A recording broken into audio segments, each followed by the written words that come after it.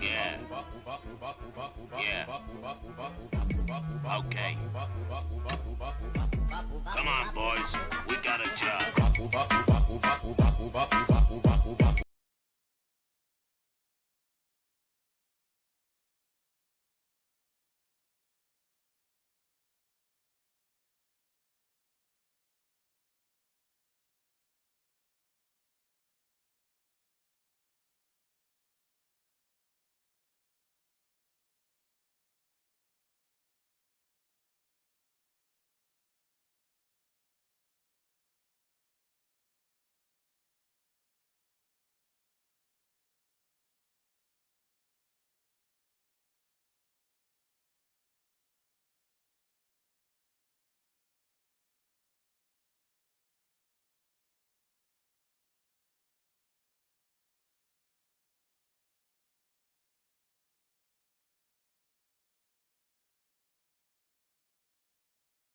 I feel like I've lost my purpose now. It's like, well, give up then.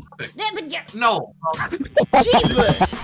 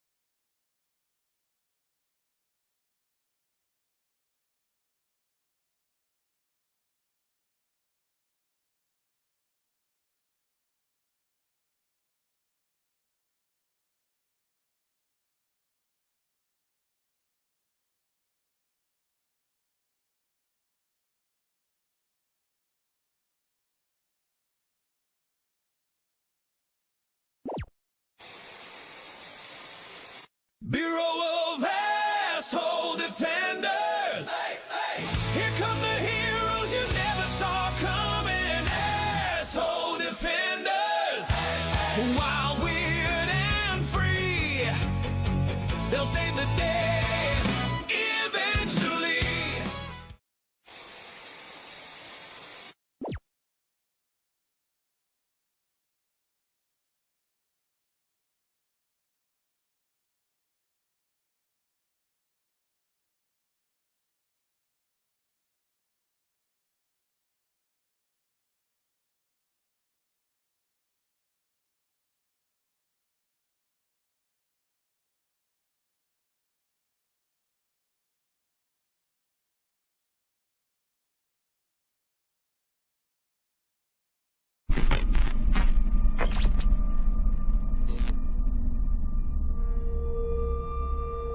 So much space. Need to see it all.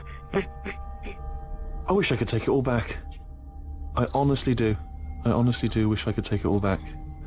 And not just because I'm stranded in space. I'm in space. I know you are, mate. Yeah, we're both in space. Anyway, you know, if I was ever to see her again, do you know what I'd say? I'm in space. I'd say, I'm sorry. Sincerely. I am sorry I was bossy and monstrous. And I am genuinely sorry. I'm in space. The end.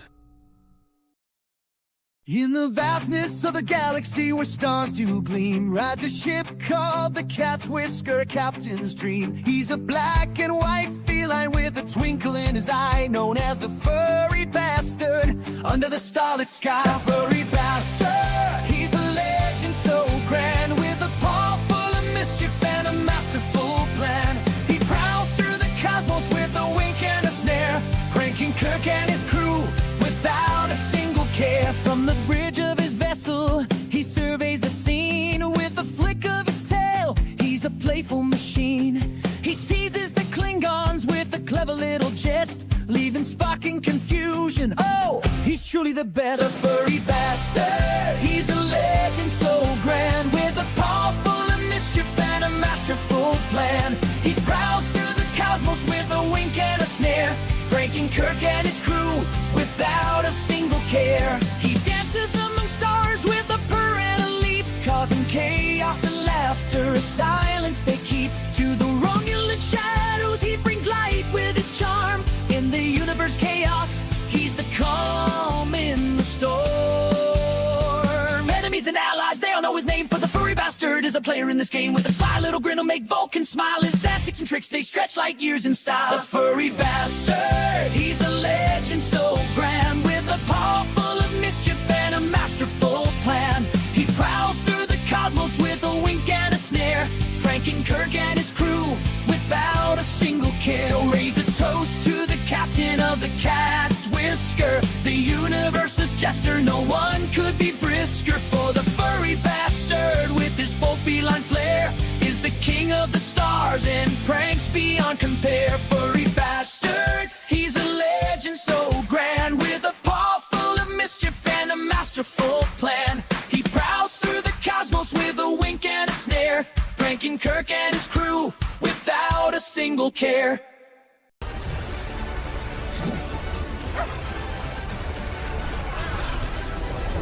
We'll make it enough. Hold the line! Stay with me, boy. Please. We finish this. Together.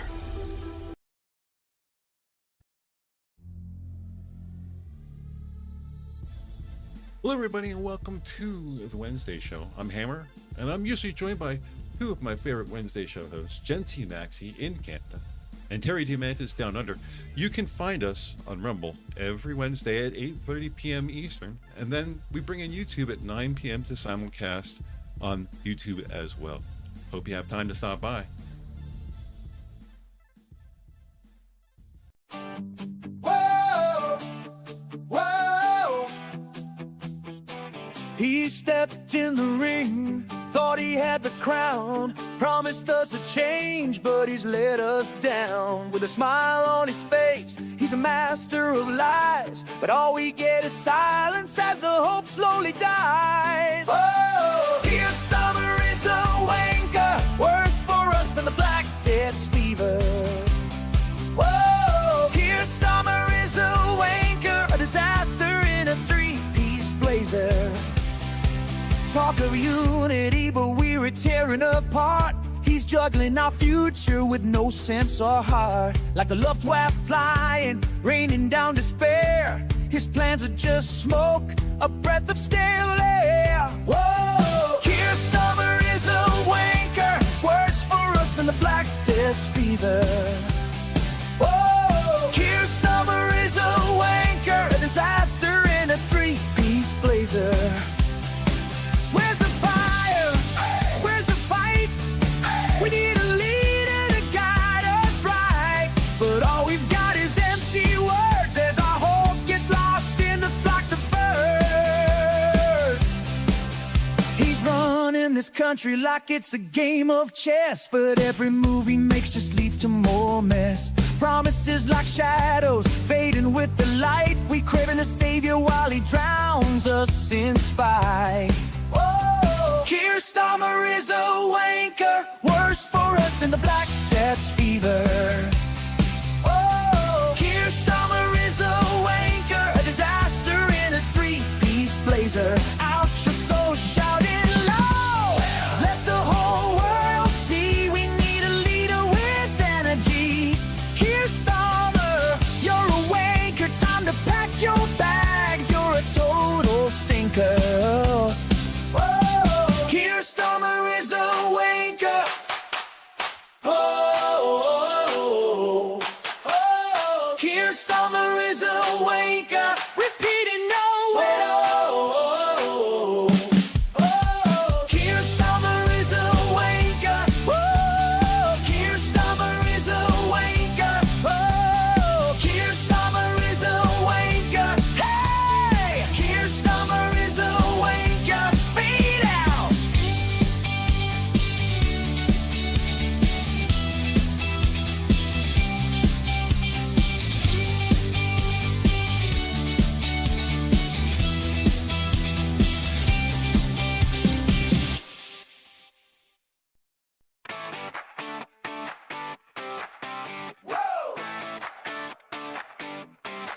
In the vastness of the cosmic sea, a space lich named Tyr, wild and free, commands a ship. Oh, what a sight! The Tess Holiday, a titan in flight, with engines that hum a heavy tune across the galaxies through stardust and moon. Tyr dreams of worlds unseen, following the trail where Norman has been. Tyr, the space lich in shadows, he roams on the Tess Holiday. His morbidly obese home crew unpaid, yet in awe they remain. For the wonders he shows them, none can explain. Nebulae whisper secrets in his ear, while planets spin tales that only Tyr can hear. He charts a course through the void's embrace, seeking the legend of Norman's place. But the crew, they grumble under muted breath, for pay is a promise lost in the depths. Yet their hearts are swayed by the starlit skies and Tyr's vision of cosmic highs. Tyr, the space lich in shadows, he roams on the Tess Holiday. His morbidly obese home crew unpaid, yet in awe they remain. For the wonders he shows them, none can explain. Oh, what a tale to be told of a lich with a soul so bold. Through the dark and the light, he dances with the night, chasing the echoes of Norman's flight. Though riches elude their outstretched hands, they sail on dreams and Tyr's commands. For in the depths of the cosmos wide, adventure and mystery are their guide. Tyr, the space lich in shadows, he roams on the Tess Holiday. His morbidly obese home crew unpaid, yet in awe they remain. For the wonders he shows them, none can explain. So onward they journey, time and space, where Tyr leads the way with the ghostly grace. Together they drift where few have gone, in search of the truth as the stars lead on. The space lich in shadows, he roams.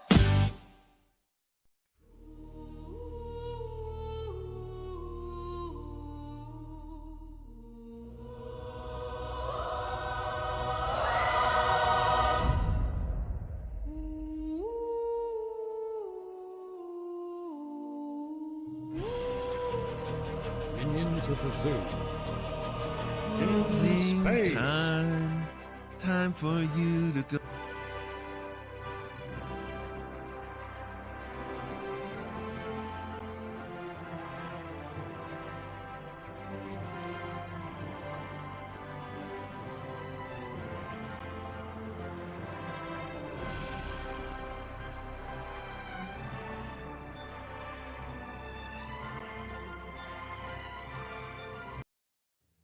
Good evening, everybody, and welcome back to MotZ in Space.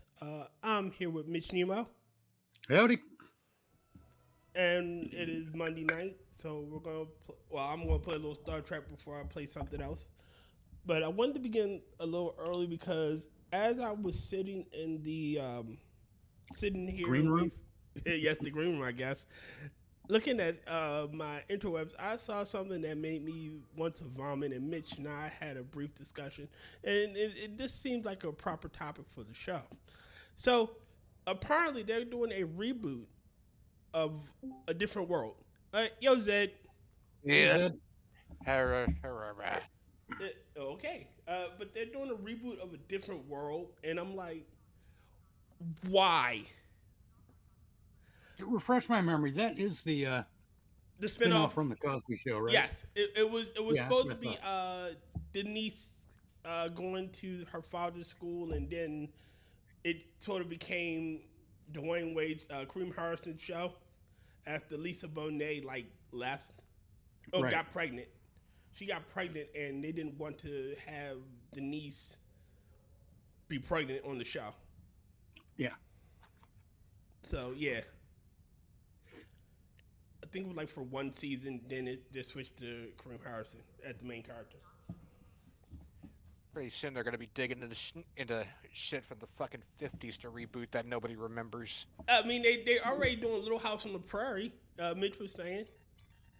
They already did. It's already been released. One season. Hey, Keishel. Yo, Keishel. Hey, Keishel. Just to put it out there, no one was clamoring. Hey, let's see a new Little House on the Prairie. No one wanted that. No. No one was clamoring saying, hey, let's get another reboot of RoboCop. But now MGM Amazon, well, I'm just going to start calling it MG Amazon. Nice. No, now MG Amazon is doing that. Mm-hmm. But, they'll cancel that in 6 months after they put all the resources into the initial pre-production. Not pre-production. I don't know what it's called. I can't think of it. Development. There we go. Yeah. The war has not been going well for the Just like they did with Stargate. But and here's what I think is going on with this is what I think the scam is at MG Amazon. Maintain the rights? No, not even that. Yo, Critical. Who M joins? Hey, Critical.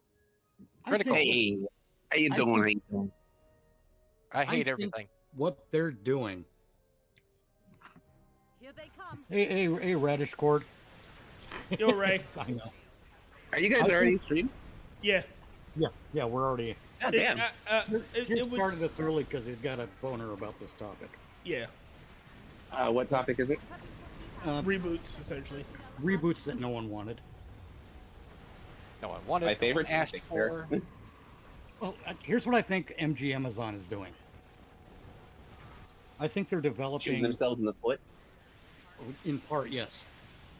I think what they're doing is they're dumping money into developing projects like Stargate and now RoboCop with the intent of shuttering the project before anything really gets done. Tax write-offs? They Yes. can write it off.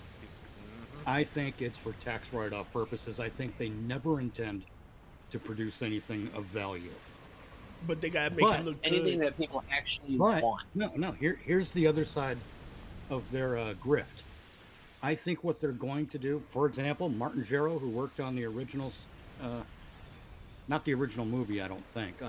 Don't quote me on that because my memory's shot full of holes. But he worked on SG-1, Atlantis, and Universe, I believe. Okay. So he's got the fan base behind him because he was part of producing a solid product that people enjoyed. Now they cancel it. Now tax write-off. Oh well, we lost all this money developing a thing we're not going to develop, so they'll wait for the tax season to cycle.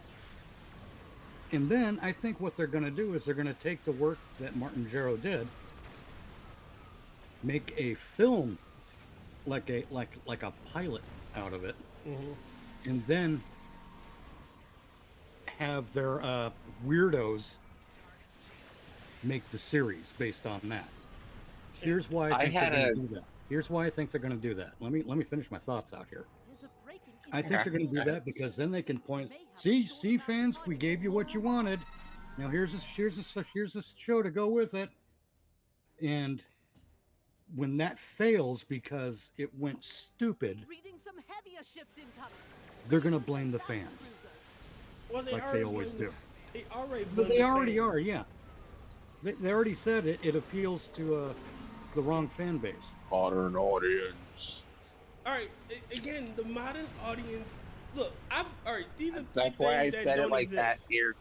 Wait a minute. These are three Here, things that don't that's exist. why I said it like. Unicorns, goblins, and the fucking modern audience. I think the goblins exist more than the modern audience does. Hey, I actually dated a couple of goblins. They were kind of fun. Nice. Anyway. But you know what I mean. Goblins actually taste kind of good. Wait, Let what? me get the fucking So thought that's out. what happened to my ex. Nice. But my thoughts is again that they're catering to this. You need the original fans to love your product, or it won't do shit. Cause the modern audience doesn't buy anything. They're fucking broke. They don't support shit. They Yeah, support we are. whatever- Like they're fucking NPCs. Insert new fucking cause, and they will go after it. Even if it Insert new contradicts the cause, previous or- cause. You know what else? I'm going to take this a bit further. I don't think Taylor Swift really exists. I don't think so either. Yeah. Now, here's what I mean by I that. think she. If I'd say the band name Quiet Riot, you can name a song, right? Yeah. Yeah. Only Well, one song, but yeah. I know the But still, band even if exists. it is only one, I can't name a single Taylor Swift song. If Taylor Swift is so popular, without all that, without being a product of the U.S. government, where are the great songs? I found Other it than funny the, that people. I found it funny I'll bet you anything that after the You Said thing went down, that Mm-hmm. Taylor Swift is making less and less money, and a lot of them are too. I had one more remember- theory. Hold- I had one more theory I'm to trying kind to talk. Damn it. So was I I. was just trying to say. My theory. I heard ages ago that Taylor Swift is more popular than Michael Jackson. I'm like, what? And I'm like, whoever said that is Wishes. again. It was a Swiftie saying this who never seen. Like, Michael Jackson would just stand there and people would fucking faint. Like, the amount of gravitas Michael this man Jackson has had people pass out walking by him. Yeah, he just said that. Yeah. Yeah. Like, the amount of gravitas this man had is ridiculous. It was incredible. Yeah. And that's before social media, by the way. Yes. Yes. Let me use that comparison to push my point even further. Where's the Thriller equivalent? She doesn't have one. Exactly. I can't name a single. I can't name a single Taylor Swift album. I mean, again. Off the top of my head, I can. But I can name a song, but not. I cannot name a single. Yeah, same here. It's almost like. How should I fucking describe this? It's almost like she was a government experiment. Yeah, she's I can name manufactured. Queen songs. I can No, name Queen albums. No, I think in the beginning she was pretty genuine. Most people are in the beginning, and then fame and whatever the DMC or whatever the government did to her altered her. Mhm. Like it is literally the nature of the beast that But is Michael Jackson Hollywood didn't and do that. entertainment. It's either Michael the Jackson government, wasn't for sale like that. it's either the government, the record companies, or a combination of the two. Yeah. Well, no, it's not like the U.S. government had a fund to create Taylor Swift. Well, no. That's not how it would work. It was It's probably true. handled through You Said Yeah. A bunch of She's front a companies. product of or Ultra. some other program. where, That's it. Taylor Swift is a product of MK Ultra. What's that? Oh, God. I was making a joke. Taylor Swift is a product of MK Ultra. Oh, okay. But No. I was actually kind of like going back to the whole, like, movies and stuff like that. I had just put up a theory as to my thought on it. I think that it wasn't that Stargate and all that didn't have a controversial enough cast to really sell it. But see, the problem... Because if you think about it, what I was going to say was, if you think about it, look at how they're pushing the new Harry Potter series. They have a controversial character playing one of the major roles, and they're pushing that further. Otherwise, that show would have been stopped and scrapped before it even hit the fucking green light. And that's just the nature of it now. If you don't have anything that's controversial, it's just going to get scrapped. I think I can see that point. I can, off the top of my head, give you a controversial character for Stargate that would work. 2 of them, in fact. Cassandra, the girl who was sent to Earth as a booby trap by the Goa'uld. I mean, that could be controversy. That could be spun in many different ways, because she could easily be a stand-in for a lot of different issues, because she would be an outsider. Well, and it's not just like issues. Hold on. Hang on. Outsiders are great stand-ins for issues.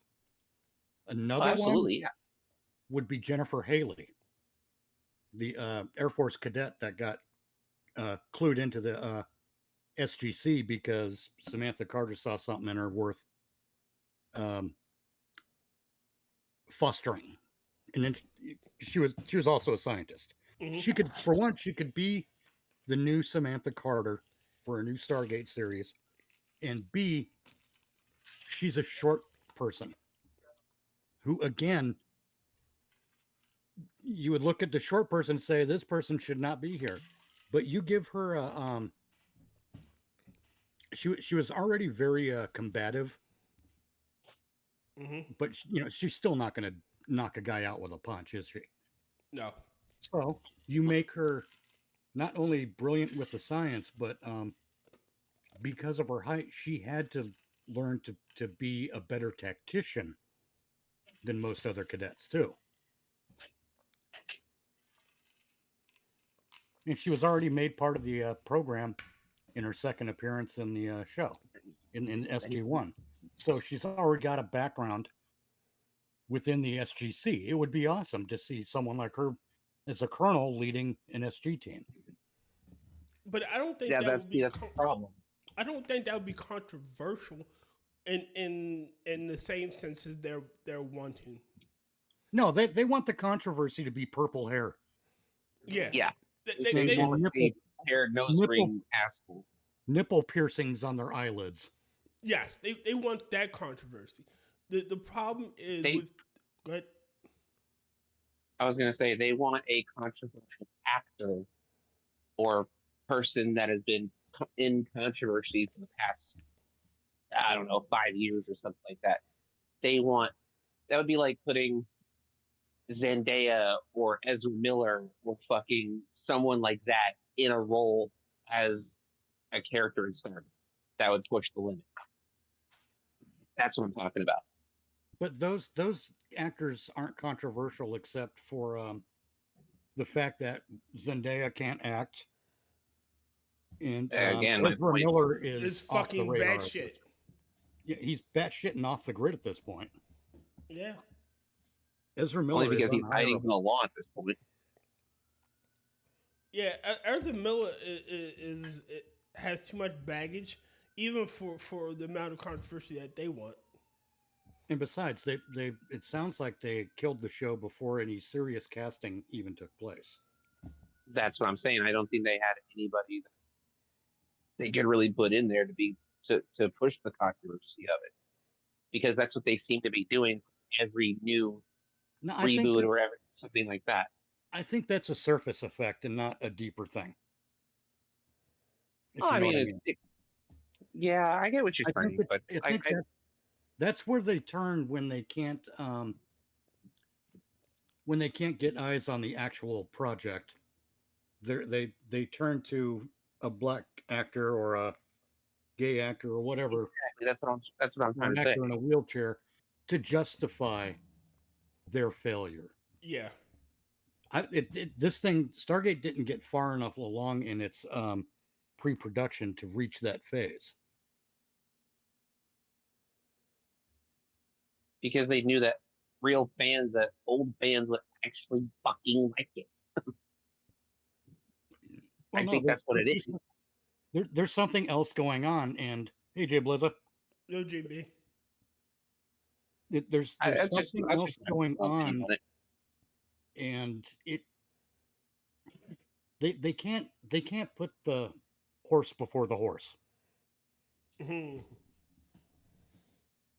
You know, I mean, it'd be like hiring somebody. You can't blame a racist fan base when there's no casting announcement.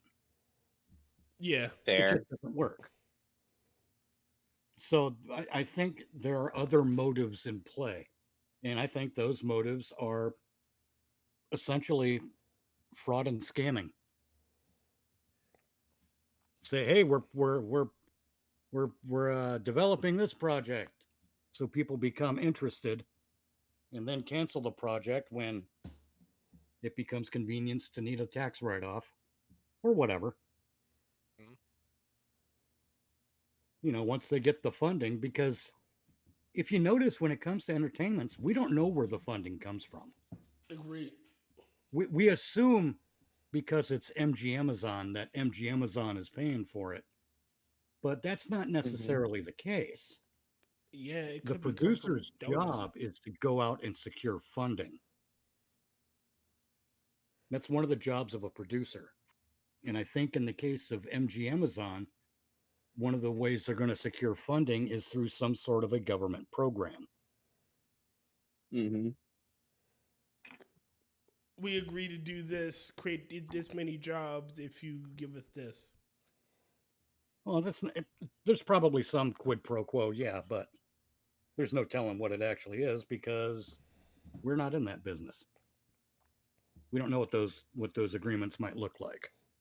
Fair enough. And even some people in the business may not be in that end of the business to know what those agreements look like. But you know, a lot of things went away when the weird government fraud agencies dried up. That's true. I mean, do you hear I get Taylor what you mean. Swift? Do you hear anyone pushing Taylor Swift like they used to? Nope. Not really. Do you hear anyone pushing Lizzo like they used to? Nope. Not With since the she lost occasional weight. No. funny stuff. What? Not since she lost I was weight. saying with the yeah. Isn't it funny too that all the people who are preaching fat acceptance are now taking Ozempic? Yeah, I do find that hilarious. Can't imagine why. Yeah. Neither can I. I wonder what that's all about. You know, I'm just saying that, you know, between government and not just Hollywood, but the entertainment business as a whole, we shouldn't be underestimating the villainy of these endeavors. Government always serves the interests of government first. The same is true about entertainment business. They're serving their interests, and their interests, you know, people like us might assume that the best way to serve the interests of the entertainment business is to sell entertainment. Sometimes it's not the case. Sometimes there are easier ways to make money. Oh yeah, absolutely. Merchandising. Sorry. Yeah. Well, yeah. What do you think, Jason? The money What do you where think the real Jason movie is Universe is made. doing? That's what Jason Universe is doing. It's all merchandising and product placement. Jason Universe. Yeah, Jason Universe 13. It's because they have to call it that because the original Steven Universe thing. No, the original Friday the 13th people are still in a spat over who gets to use the name, so they can't use the name. It's still a legal dispute. Oh, that IP.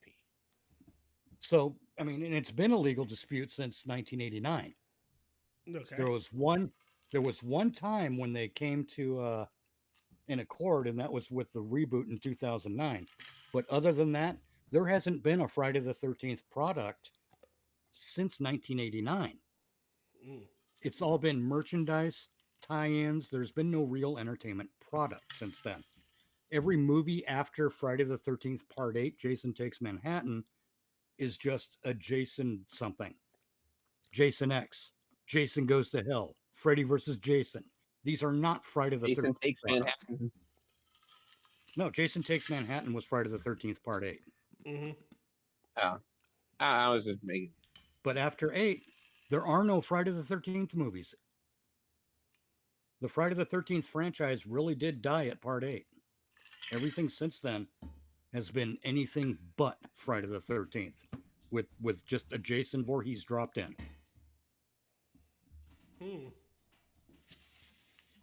Because then it's legally distinct. They can't rightfully call it Super Mario Brothers if they don't have the word super in the name. Right. Yeah, that's the best kind of the semi-capable Mario Brothers. The semi-capable plumber friends. The Hyper Marco siblings. The Great Gianna sisters. Wait. But that's where we are with entertainment now. It's not about entertaining anymore. It's about something. Honestly, I think it's about creative accounting and maybe fraudulent accounting as well. I think it's more probably fraudulent accounting. It's probably money. Again, it's probably money laundering and tax write-offs. Again, government, we created this, we did this, but it fell through. So give us a write-off. Well, you see, we had this project in mind, and one of the actresses that we had on board said something untoward on social media. Interest died pretty quickly. Can we write that couple billion off? I think that's probably why they really let Rachel Zegler speak her mind. Yep. Maybe. It might be because they know. Well, there's two things that go on there. If the actors, I don't think they all speak their mind. I think they're given a script. Rachel Zegler might be the exception. So might Brie Larson. But you let those assholes speak when you know your movie's going to tank, and you want to be able to front load your excuse. Pre-litigate your blaming of the audience before the thing even releases. Pretty much. When you do that, that's why you stop people from reviewing films. That's why what was it? Rotten Tomatoes got rid of their how interested are you in seeing this movie feature? Yeah, they also and then they also changed the audience rating system. Yep. Because you have to have at one point you didn't have to have a verified ticket to rate it. Right. Oh, it's review bombing. Well, no, it's not review bombing. No, it's not review bombing if there's nothing to review yet. Yeah. Exactly. It's also like how one of the reasons why they got rid of the little dislike button in or being able to see likes and dislikes. It's to make a better experience. It's like, no, it's because the corpos' asses were bleeding too heavily and they had to do something about it. Yep. Let's be real. It's because if people see 84 dislikes on a let's call it X for starter for I can't speak for an example. If we see a post with 84 dislikes and 2 likes, we go into it predisposed to not like it. But hang on, I got to sneeze now. Bless you. Bless you. There we go. That sounded like unbless you. Wow, that cleared out a tear duct. Anyway, Ooh, ow! I hate those. you know, if we see it under those circumstances, we go into it predisposed to maybe not like it. But then when we read it and we find out it's someone promoting child abuse, then yeah, I'm gonna not like it. Mm-hmm. So it really is a means to let bad ideas rise to the top. We need the dislike buttons back. We need them to be visible. We need people to have honest feedback. Honesty is important in this. It also gives incentive to basically lie, more or less, as well. Yep. And whenever they destroyed the like button, it made all the bad stuff, like he was saying, it made all the bad stuff pretty much come forward, honestly, so that people can't give an honest opinion about it. Right. Again, it's like disabling comments. Like, honestly, you shouldn't be able to disable comments. Now, you shouldn't have to read them, which you don't have to. But people should be allowed to say what the fuck they want. If you're gonna put a product something out there publicly, that's part of the public discourse. Exactly. If you're gonna put a product out there, then it should be out there for critique and review. And if I put under your comment, this is shit, and I think it's shit, I mean, granted, it's not being helpful, but it's still being honest. Yeah. It's called constructive criticism for a reason. And granted, you're not gonna let people be constructive. You're not. Now, I agree that sometimes people do leave hateful messages like "kill yourself" and whatnot. Not gonna lie, that does happen. The internet, dude. Granted, it's part of being on the internet, but it's still, it is what it is. Yeah, I'm not saying it's right. But if remember the YouTube rewind video that everyone fucking hated? Yeah. Oh, that one from last year. I think it was the one from last year. Like, everyone hated it. And this region is your home, and you have no competitors. I thought it was the one for 24. However, in order to I can't remember. Yeah, it was the one where it was just a bunch of well-known YouTubers and like celebrities, like fucking Will Smith and shit. And the point is, like, you shouldn't be able to oh well, you can't comment on this because Alfifis.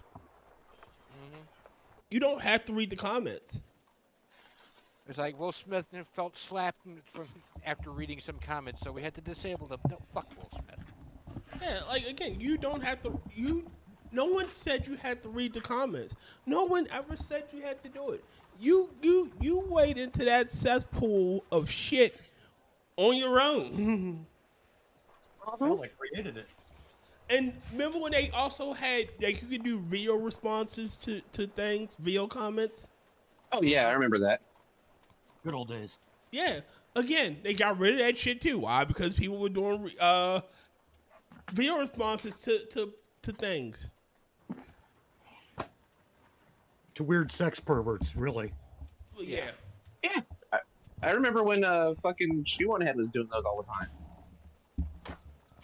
It's like the rules for harassment are so fucking vague that anything could be considered harassment. But it can include anything. Yeah, but again, if you're a celebrity or you put yourself out there for public scrutiny, you should be able to be critiqued and commented on. Yes. Now, again, no one said you had to fucking look at it. No one had to. Okay, Mitch puts out a reaction video to something I said. I don't have to go look at it. Mitch makes a 8-month, 800 video series of nothing but me. Okay, I don't have to watch any. Maybe a little bit obsessive, but okay. Even if it is obsessive, Hassan would have told him to calm down. Yeah. But anyway. No, I'm just using that as an example. But no one said I have to go react to that. I had to go look at the videos and react to them. No one said I had to go and say, "Oh well, this person talked about you." Okay, and who isn't talking about me? All right, I'll be right back, Games.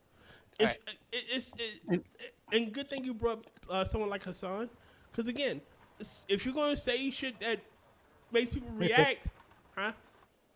I'm saying hello to Six in the chat. Yo, Six. He's only going to be here for a little while before he crashes. So. Yo, 60. But again, if you're gonna put shit out there and you're gonna have people talk about it, or I don't gotta watch it, man. Again, you know what's even better, Tyr? What? A better response than just not watching them is, well, at first you don't respond to them. Mm-hmm. Then when someone else tries to get you to respond to them, be like, hey, so-and-so's got a right to their opinion. Exactly. I may not agree with it. Because the people who really want you to, most of the time, the people who want you to respond to something else just want to watch you lose your shit. They just want chaos. Yeah. They want the internet blood sports, and that's actually quite boring after 2 seconds. So I just, my response is, hey, they got a right to their opinion. Mm-hmm. Takes the wind out of every troublemaker's sails. Like, I don't have to dignify with an answer or anything. Well, you're not going to go and you're not going to respond to what they... Nah. Why? He's like, hey, random commenter number 1703 just called you an asshole. Let him. Oh, well. Okay. They're probably right about 53% of the time. Yeah. It's called Monday. Random asshole has called Monday. Yeah, I mean, the minute they understand that they can't get your ire up, they'll just leave you alone. It's like, hey, commenter 1703, thank you for the feedback. Have a nice day. Yeah. P.S. I am not an asshole. I'm a jag-off. There's a difference. I'm not an asshole. Right, I just don't give two shit about your crap. Exactly. Sorry, I was getting the chicken wings out of the oven. Oh, yeah. Oh, yeah. Sounds tasty. Barbecue, chipotle, and spicy. Groovy. Hey, I may be white, but I do like a little bit of spice. We didn't say anything. I wasn't going to say anything. But now that you said it. All right. Since you brought up race, mind if I segue to the other one I wanted to talk about, Mitch? No, I don't care. Go for it. All right. So earlier, y'all heard about the Shiloh Hendricks verdict. Oh, yeah. So, oh, yeah. I'm going to Justice say for this. Shiloh. Yeah, I'm going to say this, and I mean every word that's coming out of my mouth. I don't think she should have been found guilty for saying. All right, reason why I'm not saying the word is because we're on minions. Right. Right. She was found guilty for saying a word we didn't like, so she deserves to go to jail. Fuck you. Just refer to it as the word.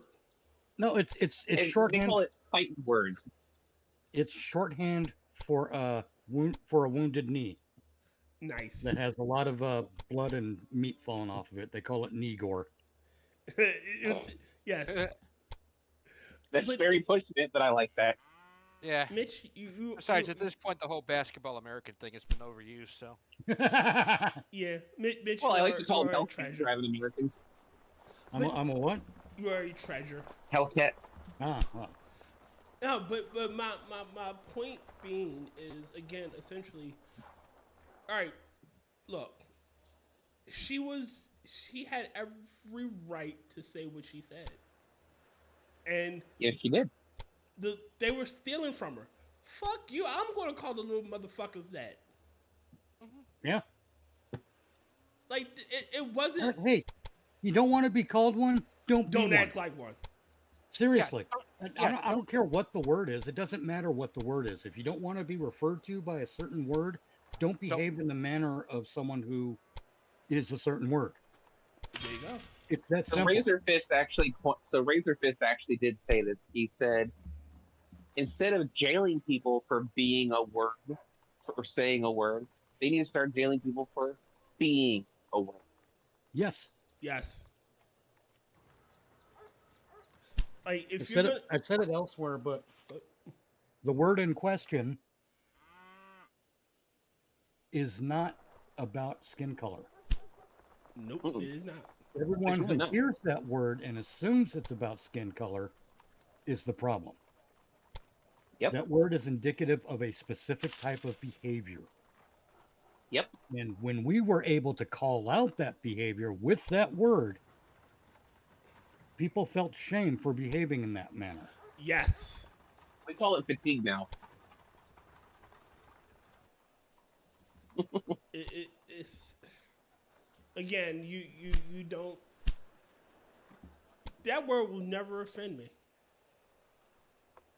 Well, again, offense I'm not is one of them. something I don't that you behave in that take, manner. not something that you give. Oh yeah. That's why it doesn't offend you, Peter. I don't behave in such a manner that that word would have any power over me. Exactly. You are one of the good ones. Oh God. I'm sorry, I couldn't hold that one in. You're terrible. You know, He's the you're most all right for articulate- undead skeleton. As an undead You're all right skeleton, for an undead man. You all right. Wow, thank you. He's the most articulate and well-spoken man I've ever seen. Oh, for fuck's sake.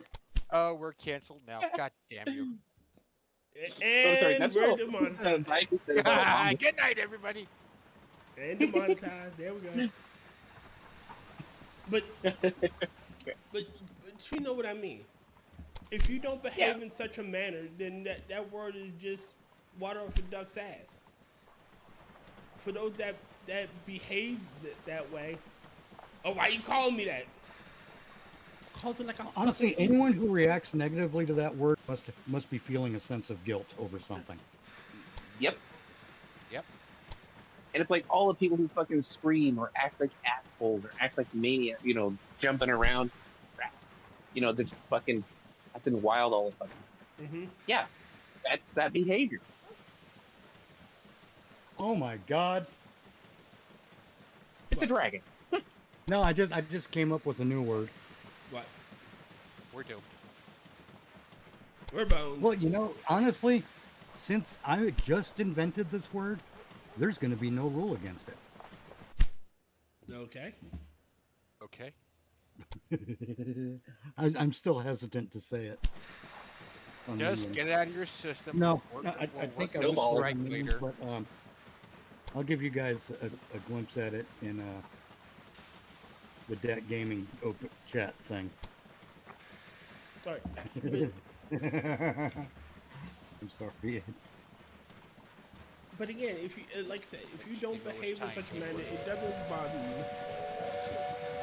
I am not saying that out loud. Yeah, see what I mean? Okay, what did he say? Just look in the text chat for Dat Gaming.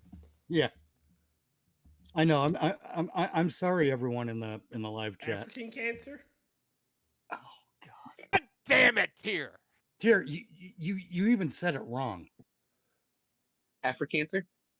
Oh fucking hell! There's a reason I didn't say it on Minions. It's not. Okay, all right, fair enough. I don't see anything wrong with it. Okay, I'm going to start drafting my public. I know, poll. but they're Yeah, gonna. right back. But it's the kind of thing where they're gonna claim that we had a certain intent. Mitch is Zed is already drafting his his disavow letter. If you I act wanna that way this clear. towards the word, you probably are acting that way towards the word. I want to make this clear to Hammer and everyone else who owns Minions. I did not say the word. I came up with the word. I wrote it somewhere outside of Minions so that Minions would not be associated with it. Someone else actually said the word. Hey, don't throw me under the bus. I didn't throw you under the bus. I stated a fact. I will. Fact is a complete defense there. Hold on. I will take full responsibility for the word being said. Thank you, Tyr. Zed, you don't have to draft your disavow letter. I will disavow myself. My views and I'm just saying, I wouldn't put it past YouTube to try to get in Have a on problem some with it, free yeah. crime bullshit. But see, that's the problem. Okay, good. We're still on the air. Thank fucking Christ. Anyway. That I learned is one of the problems of things. I think we've said worse on this chat. I mean, I'm pretty sure we have. Probably, but again, maybe we say Frostback and Team Mexican, and maybe I shouldn't have typed it out in the first place. No, it's not that, Mitch. It's again, like you said, the softness of it and whatnot. Oh well, your intent was this. My intent was what the fuck I said. Like you. I like to tell people, don't go visiting my intentions. You aren't psychic. Yeah. Oh no, I'm extremely racist and homophobic when I'm driving. Well, when you're driving, nobody can hear me. I mean, when I'm driving, especially when somebody especially when somebody driving like an idiot. Well, I'm way worse. So far, nobody can hear you, but as soon as the social credit system's getting put into the cars, like they already are in on a 2009 vehicle, I don't think so. Yeah, but once you upgrade, because eventually you will have to. I've never been so glad my chick Eventually. drives 05, I swear to God. Meanwhile, I'll be over here with Sounds no like a really cell bad phone. country song. My chick drives a 05. I'll be over here with no cell phone going, told you. I warned you. Mitch will be hiding out with DB Cooper, DB Cooper going, see, I fucking told them. I mean, told them. I mean, to be fair, they already do listen to you through your phone anyway. Yeah, true. I have a phone. Mitch, like, I warned you. How the fuck do you do two-factor then? I don't. I have nothing online that can compromise me in real life.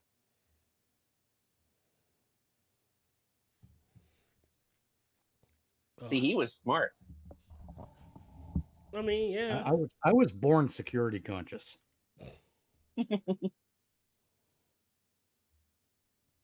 I may not even be a man. You don't know. He's actually a squirrel. You have the deepest voice for a woman I've ever heard in my life. Hey, maybe it's all the cigarettes. The cigarettes and coke. Yeah. See, I should have figured it out when I thought that I heard him playing "Goodbye Horses" in the background. I should have fucking clued in on that. Goodbye Horses. What the fuck is Goodbye Horses? Why should I know that? That's the song that Buffalo Bill was dancing to in Silence of the Lambs, right? I'd fuck me. Would you? Would you? I'd fuck me. Where did I put that Pepto? Sorry, I had I've been watching a lot of habitual line concert. Yes, put the fucking lotion in the basket. You put the lotion in the basket. But How Again, going to be a hanger princess? Angle push for a second there. Was she a great big fat girl? Fucking who is that actor? Ted Levine. That dude's voice is lotion on its skin. It does this twice a day.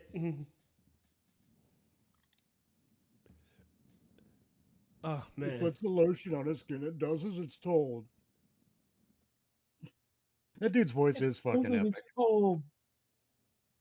Does his toe unless he gets the hose again. What else has he done? Oh, he played Captain Stottlemyre on Monk. Oh. He's been in a bunch of other stuff too, but God help me if I can remember. I now remember the other topic I want to talk about. So first off, I want to preface it with this. the people hurt in the Berlin gay pride attack, not funny. It should never happen. God rest whoever souls need resting. God help whoever soul body needs healing. But who saw this shit coming? Everybody. Everybody with a pulse. Everybody with common sense. And it's funny that you got the left here in America blaming angry that it's not a white man. Blaming the right wing. Oh yeah, the one gal was angry because it wasn't a white Christian. Like, what the fuck that is one black wrong with chick. you? Yeah, like now I'm going to say this again. Now hold on, don't yell at me. There's only one religion that's currently that epically against the gays, and they tend to do a lot of bad shit to people. Oh yeah. Mm-hmm. In fact, you can pretty much sum up their entire set of goals as, if it ain't us, get rid of it. Get rid of it. Yeah. I wonder who they are. Are we talking about the turban tards?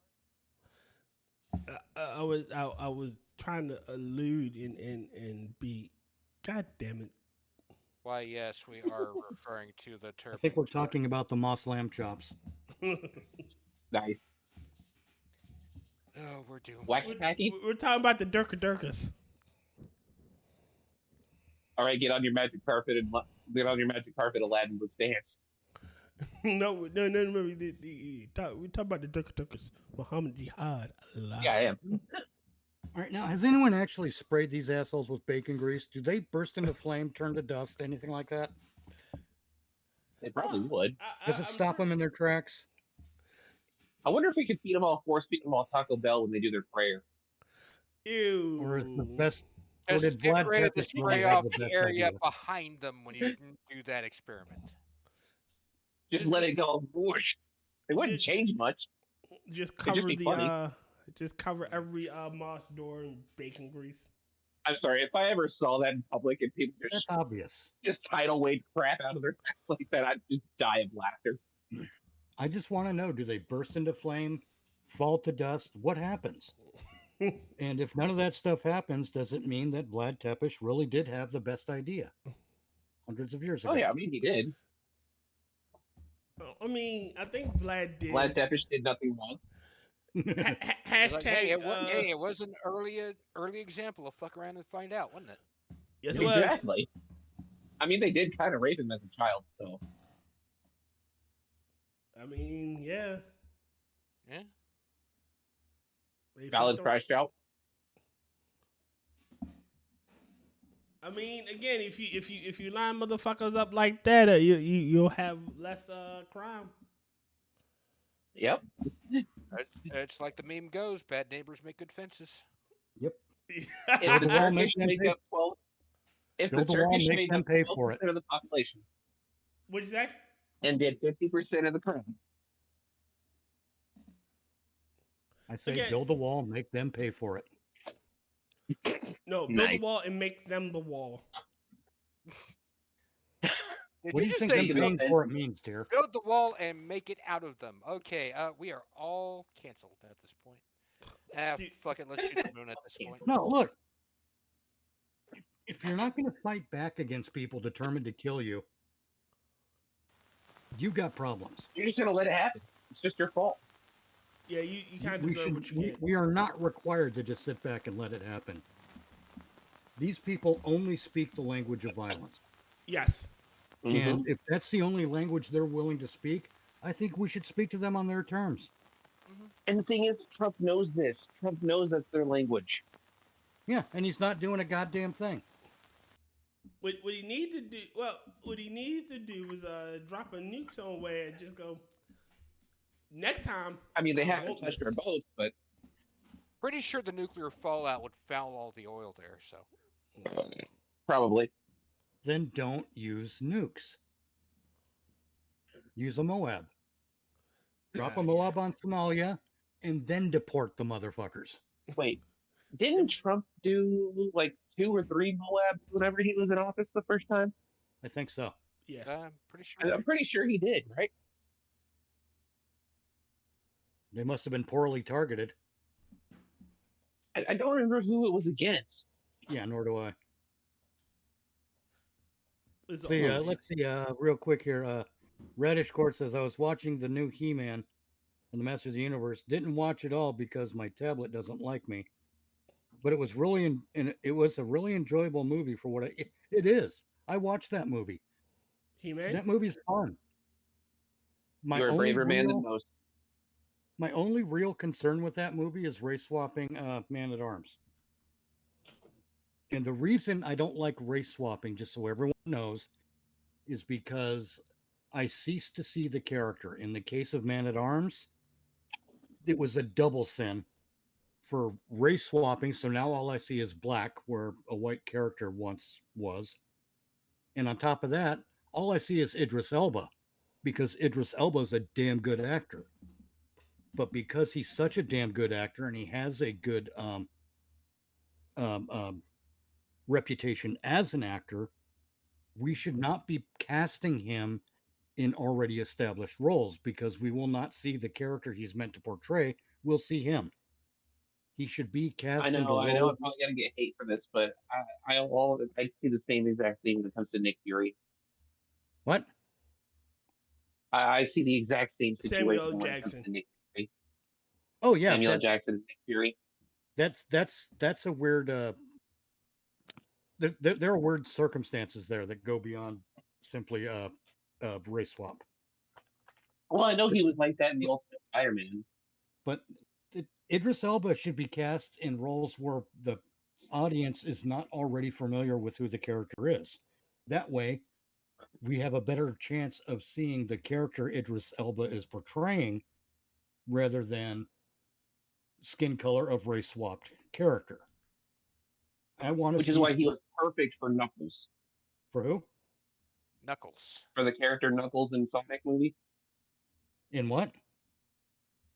He played the character Knuckles in Sonic. Okay, Yeah, I got nothing. Sonic in the Idris Sonic, Elba was Knuckles.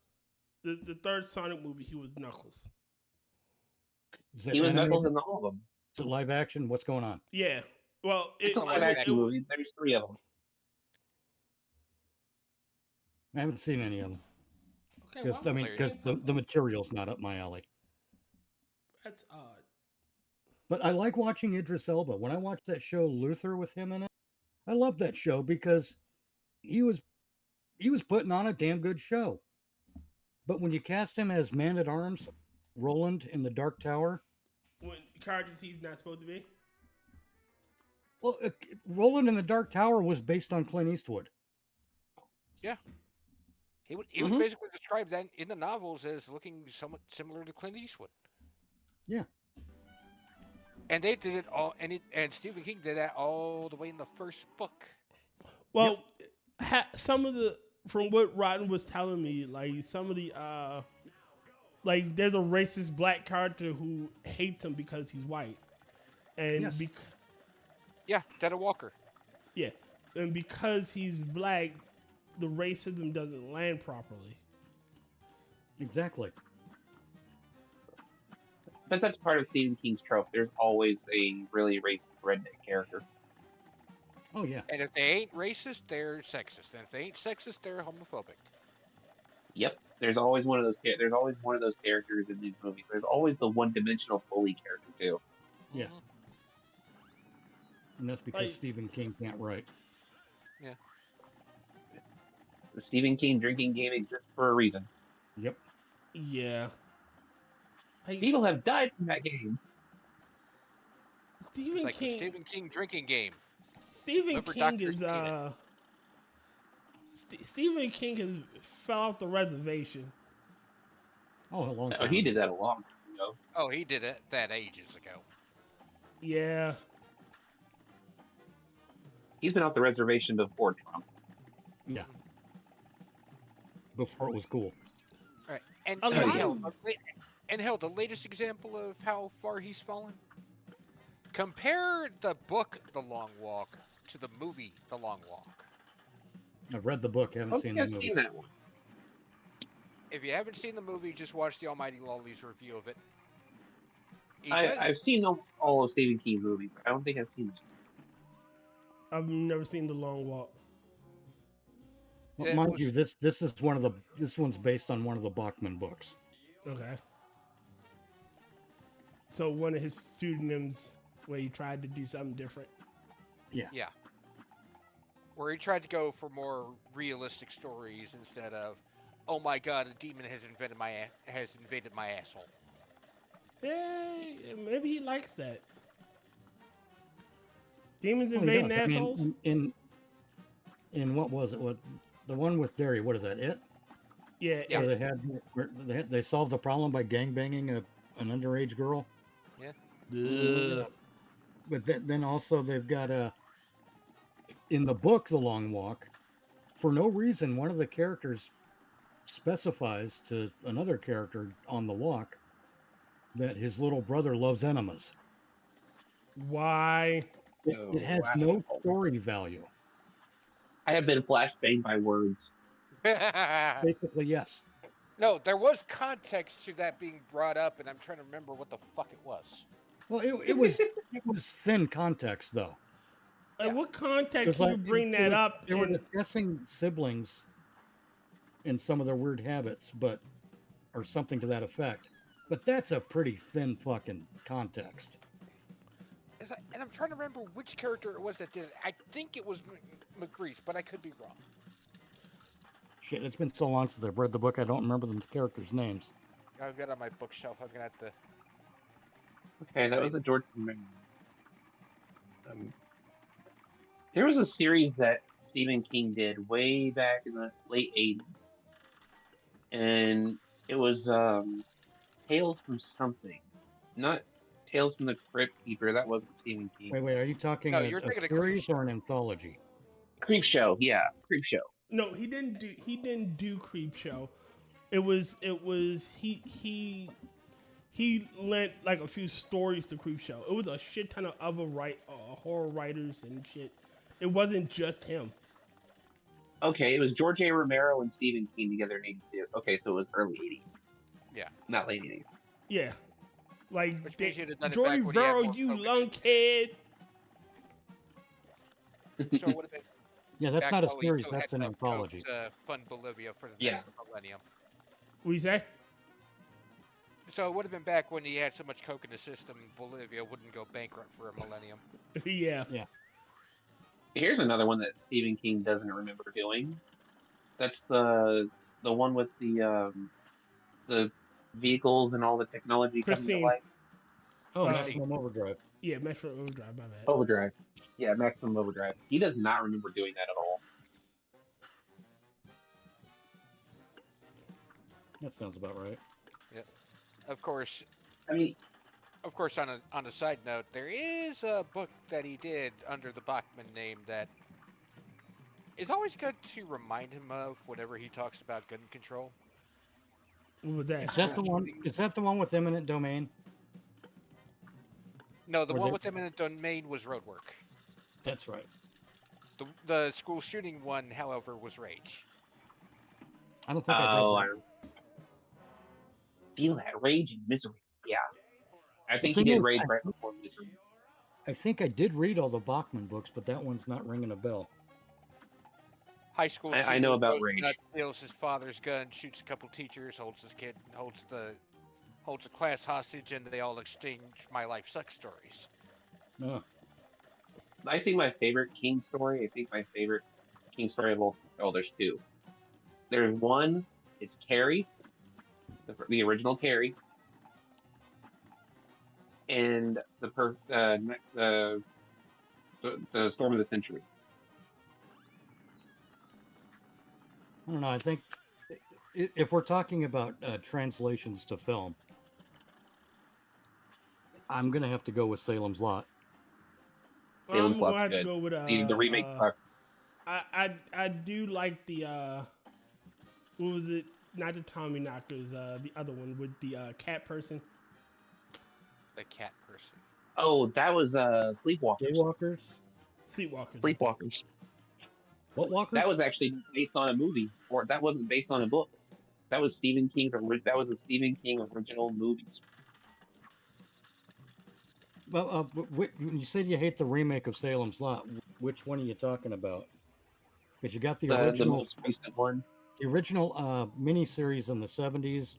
They did another miniseries in the 90s. Mm-hmm. That one was kind of bad too. And then after that, they did a film, but because the film runtime was like 90 minutes, they cut a whole lot of. Did you know that King did a remake of his movie of The Shining? The Shining. Yeah. And it was more to the book, but it was even more boring. Oh my god. Yeah. I wanted to fucking die. That was so boring. Well, because he didn't like the He didn't like adaptation. Kubrick. Yeah, he didn't like Kubrick's adaptation. Kubrick's version was brilliant. Yeah. Kubrick did fan. Oh my God. Kubrick terrified the fuck out of Shelley Duvall. She refused to work with him after that. Oh yeah. That scene where she's crying from Jack Nicholson's terror through the whole thing. Yeah. That scene was her real tears and crying. She was actually terrified. Cause Kubrick is a fucking perfectionist. I know. 127 takes. That means that sometimes you're a fucking demon too. Yeah, and that's why I will always say he couldn't have faked the moon landing because he would want to go on location. Yeah. Exactly. I agree. He would demand they go on location to film. There would be And the fact no that fucking way I he believe would be able to. that first overdrive, that first like overview of the overview hotel. The Overlook. That's all a painting. Was it called the Overlook? The Overlook Hotel, yeah. Yeah, that overview of the Overlook sounds weird to say. That's a painting. Yes, it's a matte painting. There are some matte painters out there who are just incredibly skilled. Oh, you would never know that you're looking at a painting. The what? The Star Wars trench woman. Oh yeah. And the first Star Wars is A New Hope. I mean, that's a map. Like I said, there's some of those guys or some of those people that do that work are just fucking incredible. Yes. And back then we had some good movies back in the 70s, late 70s, early 80s. I miss practical effects. Same. It just hits different than CGI. Like CGI is good for like massive backdrops and stuff and doing like. And even then, I'm not too fond of it. I think CGI should be relegated to doing touch-ups. Epics like massive armies. Now, if they're not going to invest the time and money to do it well, then it should be relegated to touch-ups. Well, even saying that, because the original the Lord of the Rings that came, well, not the original Lord of the Rings, the Lord of the Rings that came out in the early 2000s. Yeah, those were all extras. Those were all what?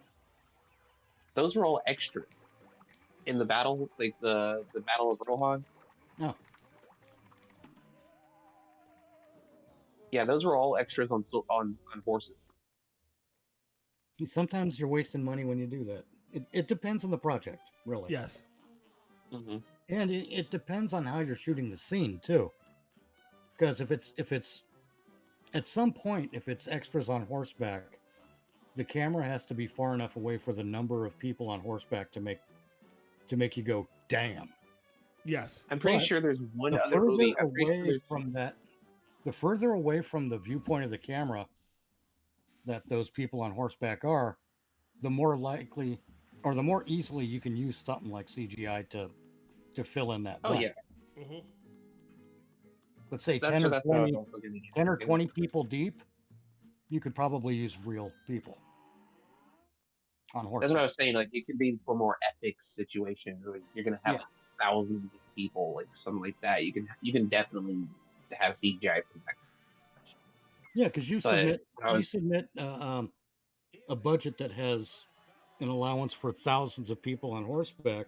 Studio's going to look at you and laugh Yes. if you're lucky. nowadays, yeah.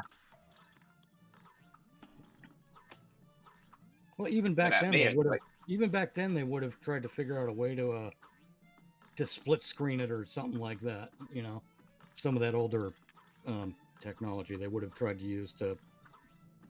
I believe there's only one. Go on. I was gonna say, I believe there's only one other movie around that time that had a similar scene, and I believe that had to be The Mummy Returns. With that battle scene, the battle scene where it had all the Magi coming. And I believe like half of those were extra cool. Here's the thing, man. I like the movie The Mummy, but I hate watching it. Okay. I like watching it. Yeah, it's a funky thing. I like the stuff with Brendan Fraser and Rachel Weisz and all the actors and characters. I love all of that. It's when they do the CGI sand guy. Yeah, with the jaw that opens 8 feet wide, or 8 feet tall, rather. I hate that. Oh, it was way effect. bigger. It always Yeah, looks but yeah, stupid. I agree. That always looks stupid, and they keep using it still in different Yes. things. I hate it when I see it. It ruins a movie for me. It was better in I believe the water face was better, personally. Because that actually made sense. I don't remember. But then again, he should have had power and control over water. Just having control over sand made sense. It's just that the characters and everything are so much fun. Mm-hmm. Oh, absolutely, they're fun. It's just too bad that the movies they're in have a couple of things that are just either stupid or hyper referential. Like remember when the guy was describing what's in the book, so that his sister or someone could translate it, and he did the thing with the flapping of the arm to describe the bird, even though he was describing it to her verbally. While he was describing it verbally, he flapped his arm like a wing. Yes. And then they had the kid. Then they had the kid do the same thing in the next movie. Oh yeah, that was like a callback. I know that word. Yeah, that callback was fucking stupid. Somebody honestly, whoever thought that callback was a good idea, needed to be beaten across the face with a 2x4. A 2x4. I honestly believe that had to be the actor's decision to do that because he wanted to be more useful in the final fight. It was stupid. I hate it. I think that's what the actor did it, and they just let him riff. I don't care. It was stupid. People's homes need to be set on fire. There's one more movie. Like that. There's one more movie that Rachel Weisz was completely wasted in. What's that? Black Widow. That was awful. Black Widow and Marvel? She was the Marvel Black Widow. Oh, I didn't even bother with that. She was completely wasted in that movie. That movie came like 50 years too late. It didn't need to be made. It should have been right after. It should have been right after Iron Man. Honestly, yeah. When they start calling us sexist and whatnot, I got news for you. Everyone and their fucking brother was clamoring for a Scarlett Johansson-led Black Widow film the instant we saw her in Iron Man 2. We all wanted to see that movie. Everyone did. And it was the fucking studio who decided not to do it. Way too late. Way too late. Yes. And it was boring. The movie was fucking boring. Because we knew what happens to the character. There was no point. They completely destroyed my boy Oh, yeah, Taskmaster. The character was already dead, so there were no stakes. Yes. That's the first mistake. The second mistake was they should have made it a proper spy thriller. Like how they did with Captain America, the Winter Soldier. That was a political thriller. With the Black Widow, they had a chance to do a proper spy thriller. Oh yeah, with her and her sister, or quote unquote her real sister. No, none of that shit. No, don't add replacement Black Widow. Fuck that. That was a bad idea in the first place. Bootleg Black Widow. What you do is you have a Black Widow, Scarlett Johansson led film, but you have Jeremy Renner in it as Hawkeye at some point. Mm-hmm. Maybe not as a co-star, but certainly their paths could cross during an operation. Mm-hmm. Give us a little more. Give us a little more Clinton Barton background. Oh, the Budapest. They could have done a Budapest movie. If they had done it right, no, well, kind of, but if they had done it right and they gave us the Budapest movie, then it could tie into some of their dialogue in the Avengers.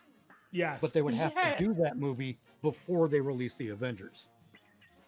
Mm-hmm. And it would have been everyone would have loved it. It would have been a beautiful addition to Phase whatever 1 or 2 that was. I believe it was Phase 2 around that time. Yeah. But no, they fucked it up because they mistakenly believed that Thor: The Dark World was a good idea. Oh God. Yeah.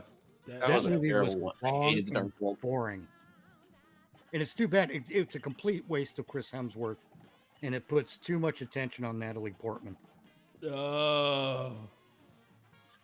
And I do like Natalie Portman as an actress. I do. No, she's just not Marvel main character material.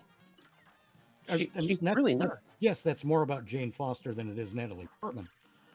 But my God, know the characters you're writing, for fuck's sake.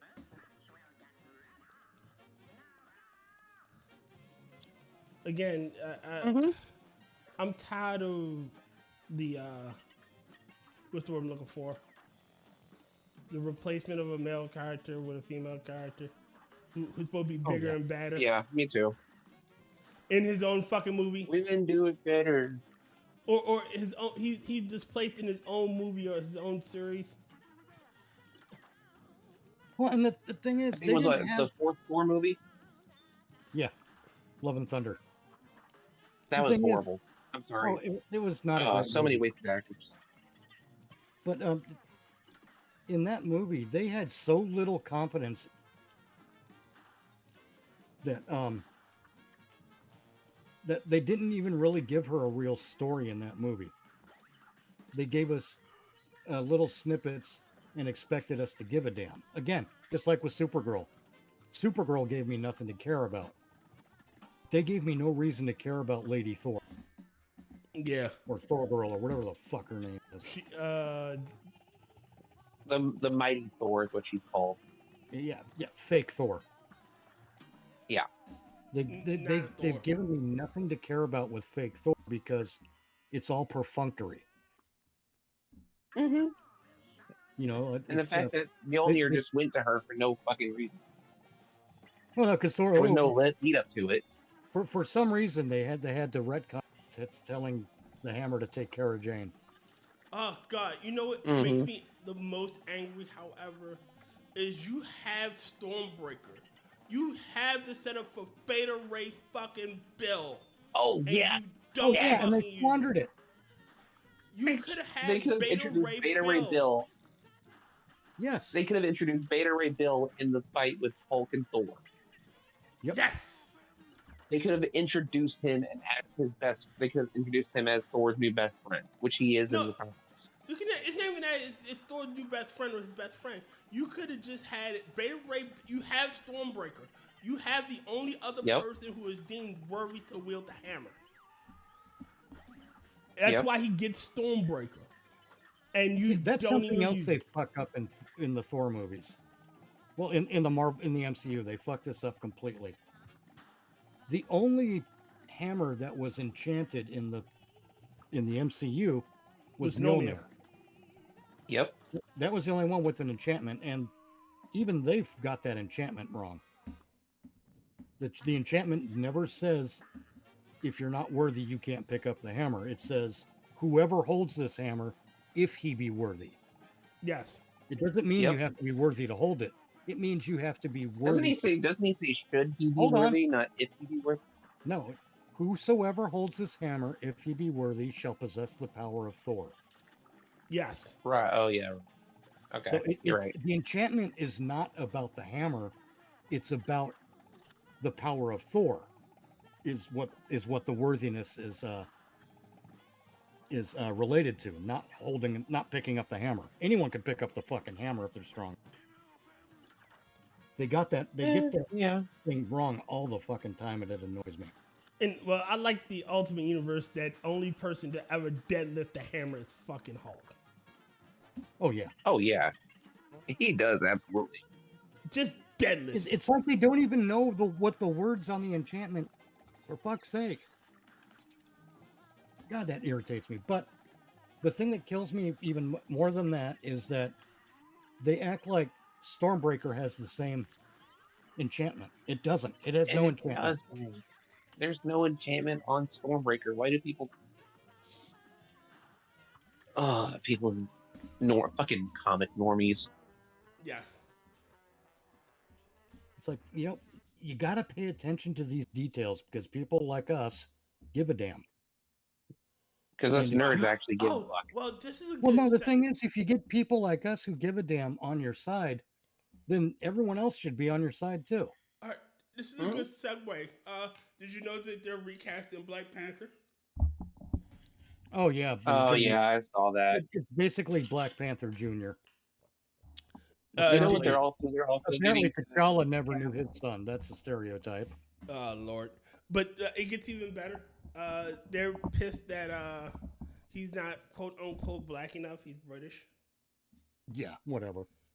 I'm more pissed off that Ryan Gosling is going to be Ghost Rider. What? Fucking Ryan Gosling is going to be Ghost Rider. Why not just bring back fucking Nicolas Cage? Or fuck, why not even get fucking Keanu Reeves to play him? Because he wants to. He's even said on multiple interviews that if he was ever cast in a Marvel film, he would want to be Ghost Rider. Too old. Yeah. Also, too well known. This new kid they cast to play Black Panther Jr., which I think is a mistake. They should just recast the role of T'Challa, if you ask me. Mm-hmm. Because with T'Challa, you've got weight. Way to live down those stereotypes. You don't have weight with his kid sister. You don't have weight with his suddenly inconvenient son or whatever the fuck that story is. Mm-hmm. Who knew that T'Challa went out? T'Challa as a character is one of Marvel's best character. Yeah. And I'm not saying best as he's the best fighter, he's the best one. No, he's he's a great character. Best character as he has the heart. He's the most heartful. Yeah. I think in the he's movie the soul of the MCU. Or he's the soul of it. Yes. They don't understand that it's not the costume and the superpowers that we like. It's exactly. T'Challa that we like. It's Steve Rogers that we like. I think they did a poor man's job. We even like Sam Wilson, but not when he's Captain America. Yes. We like Sam Wilson as the Falcon. I think they did a poor job of making his movie, Blackity Black. Yeah. And the only token white, and they had one token white guy in the entire film. The original movie for Black Panther, the one with Chadwick Boseman, was Blackity Black. Oh yeah. Yep. That was the entire fucking plot.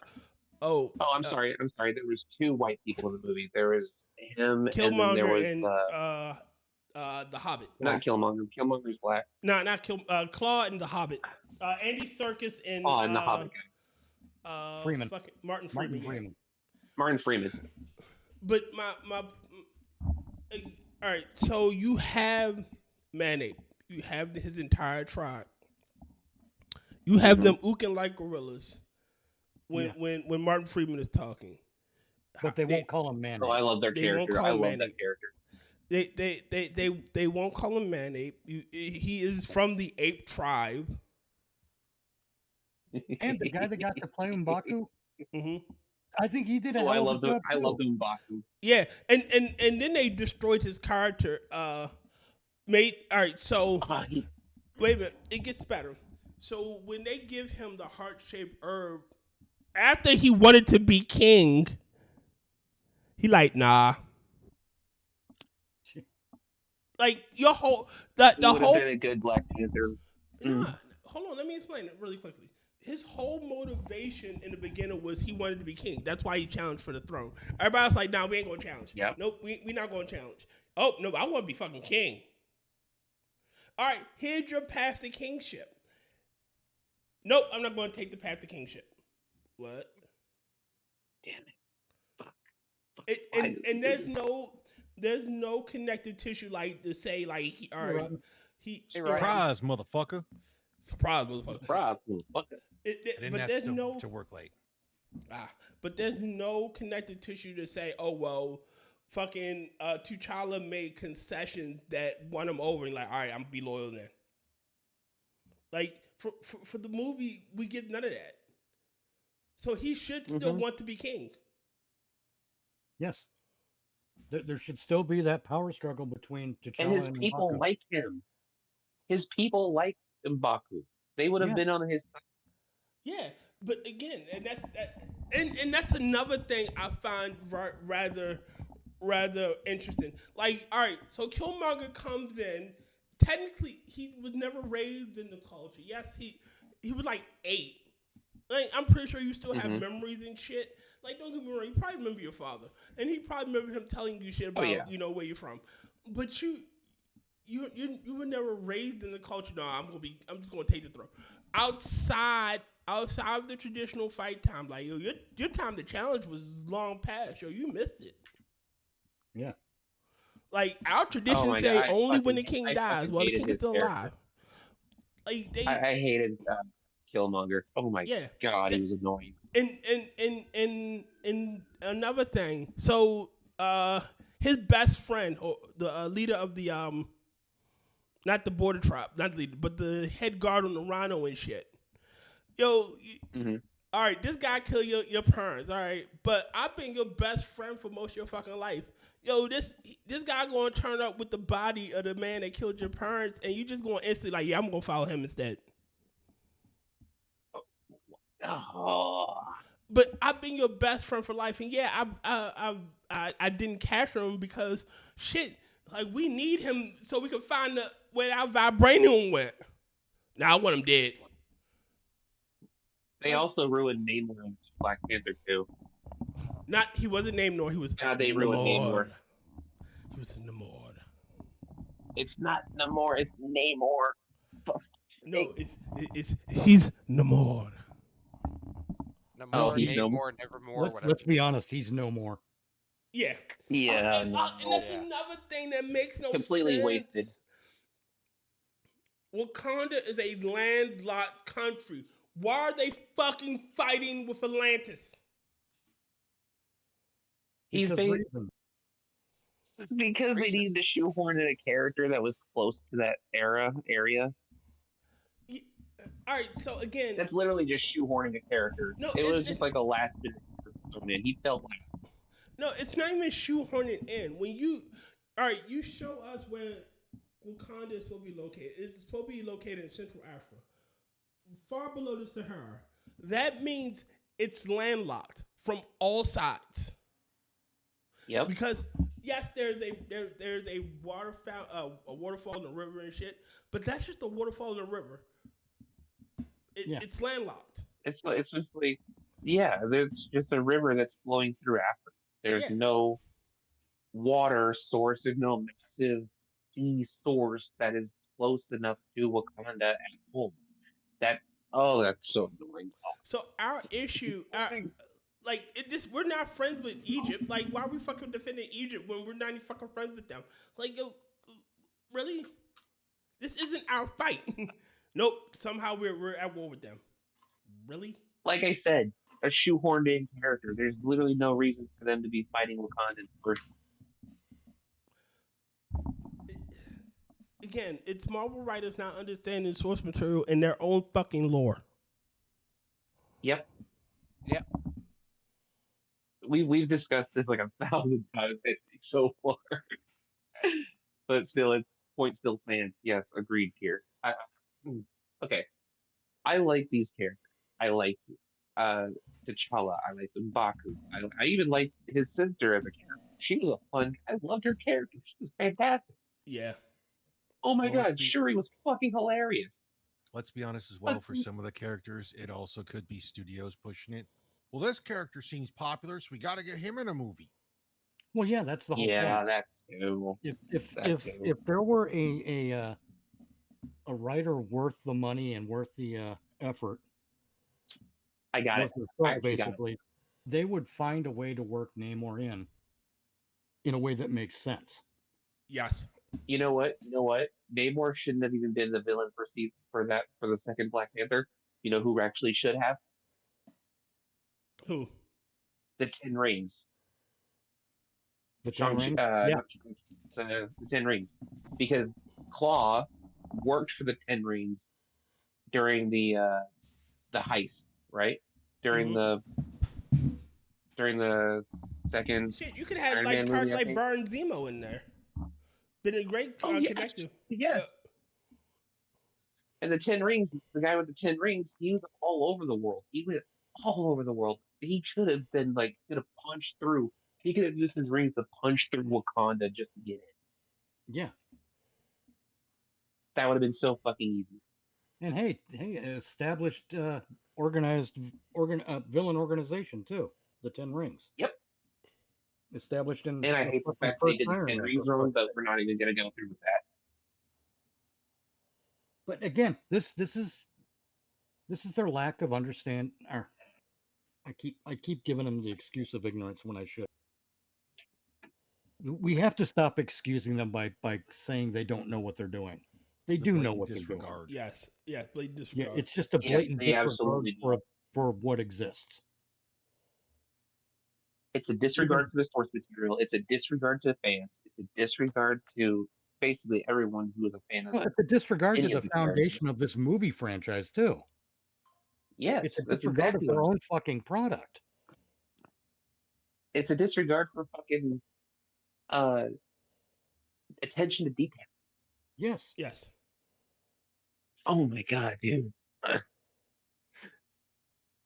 But the swear we short- could be movie reviewers at this point. We'd No. actually be a lot better at it. A lot of us are movie reviewers. Yes, we are. Really, I mean, know. we have a bona fide system even. Fair enough. I mean, three of the 6 of us here, 5 of us here. Yeah. I'm taking credit for that system, by the way. No, Which you should. I don't know who did it. To tell you the movie we watched last night? Priest. We watched Priest. Priest. I Such think a I still fun want popcorn to see film. that movie. So good. If you've is never that seen the it, post-apocalyptic vampire film? Or something? yes. Okay. Mhm. Yeah, I have seen it, but I only saw it once. Yeah, I it's remember such a I was popcorn vaguely film. entertained by it. I still haven't seen it. It's been on my list forever. I mean, I found myself entertained by it, but yeah, I never ran Didn't Priest come out? back to watch Didn't it Priest again. come out but- around the same time as Underworld? What's that? Priest came out in like May of 2011, so it got pushed back 6 months due to them trying to add the 3D stuff to it. Oh, for fuck's Oh, that's right. I remember. Yeah. So that's when we were talking That about would be a last big night deal was back that then. it probably flopped because of that, because it like a movie like that you don't put out at Halloween, you put out like early October to get people prepped for the big horror movies. Wait, when did Van Helsing? Was that 2009 I don't know. or 2004? 2004. Okay. But part of the That problem movie with still holds up. part of the problem with the movie business is they never want to pay what good writers are worth. Yes. No, they don't. And that's been part of the reason that a lot of shows just get canceled because writers aren't being paid enough. Well, yeah, I mean, I watch one of the things I like to watch is a legal drama. A what? When it comes to like a Legal courtroom. drama. All right. Like Suits. Suits is actually pretty fun. Stuff like that, yeah. Boston Legal, The Practice, even Ally McBeal, for fuck's sake. When it got to stuff that involved the courtroom, that's when my interest peaked. Ooh, Murdoch should have been a fucking courtroom drama with a little bit of the Daredevil stuff for me. What, Daredevil? Yeah. Yeah. And it should have just been called Murdoch.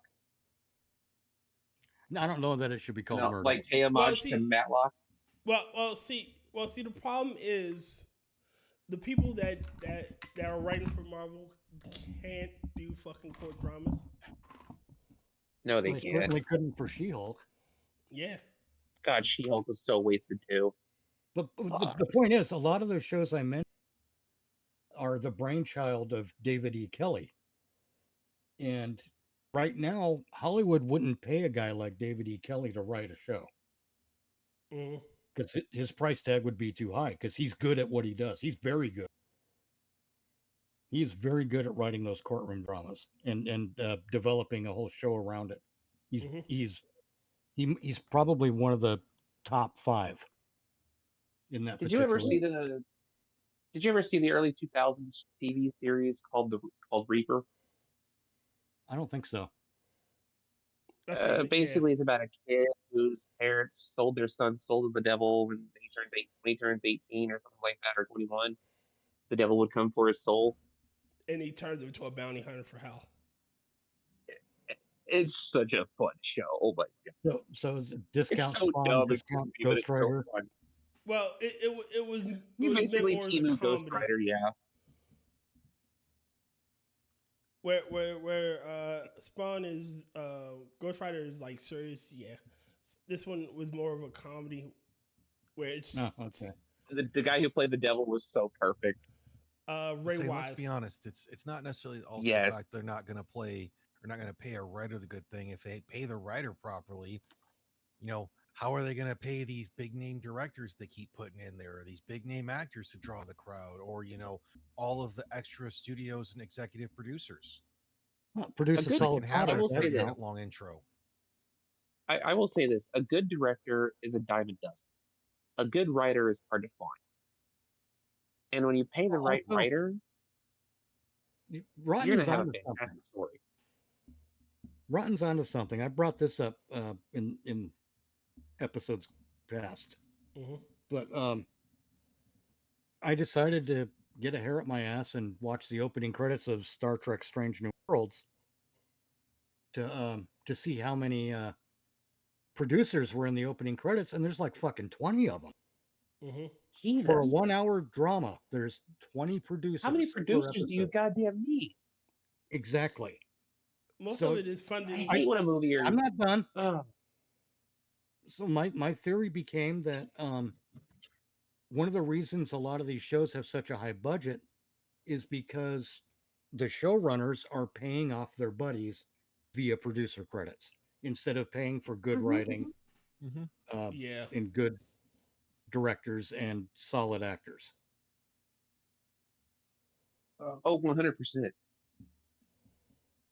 Basically, I think it's fraud, in essence. It really should be scrutinized as fraud. Yes. Hollywood just needs a big fucking revamp and get all of the fucking. It needs a massive amount. No, you know what Hollywood really needs? It needs competition from the middle of the states. Which is why Hollywood is so terrified of YouTubers who become writers. Yep. And their movies are actually doing fucking well. Yeah. Fucking Iron Lung and the Backrooms are doing so goddamn well right now. They should be afraid because, I mean, they're panicking over an environment that they created. And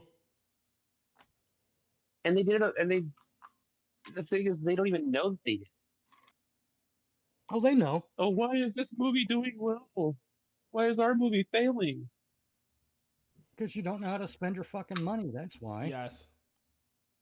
Because there's a That's difference what- between the heart and greed. For example, like you want to make a good Friday the 13th trilogy, give Womp Stomp Films $10 million. They'll pump out a Friday the 13th trilogy that will fucking. And you don't even, yeah, exactly. You don't even need a big budget either.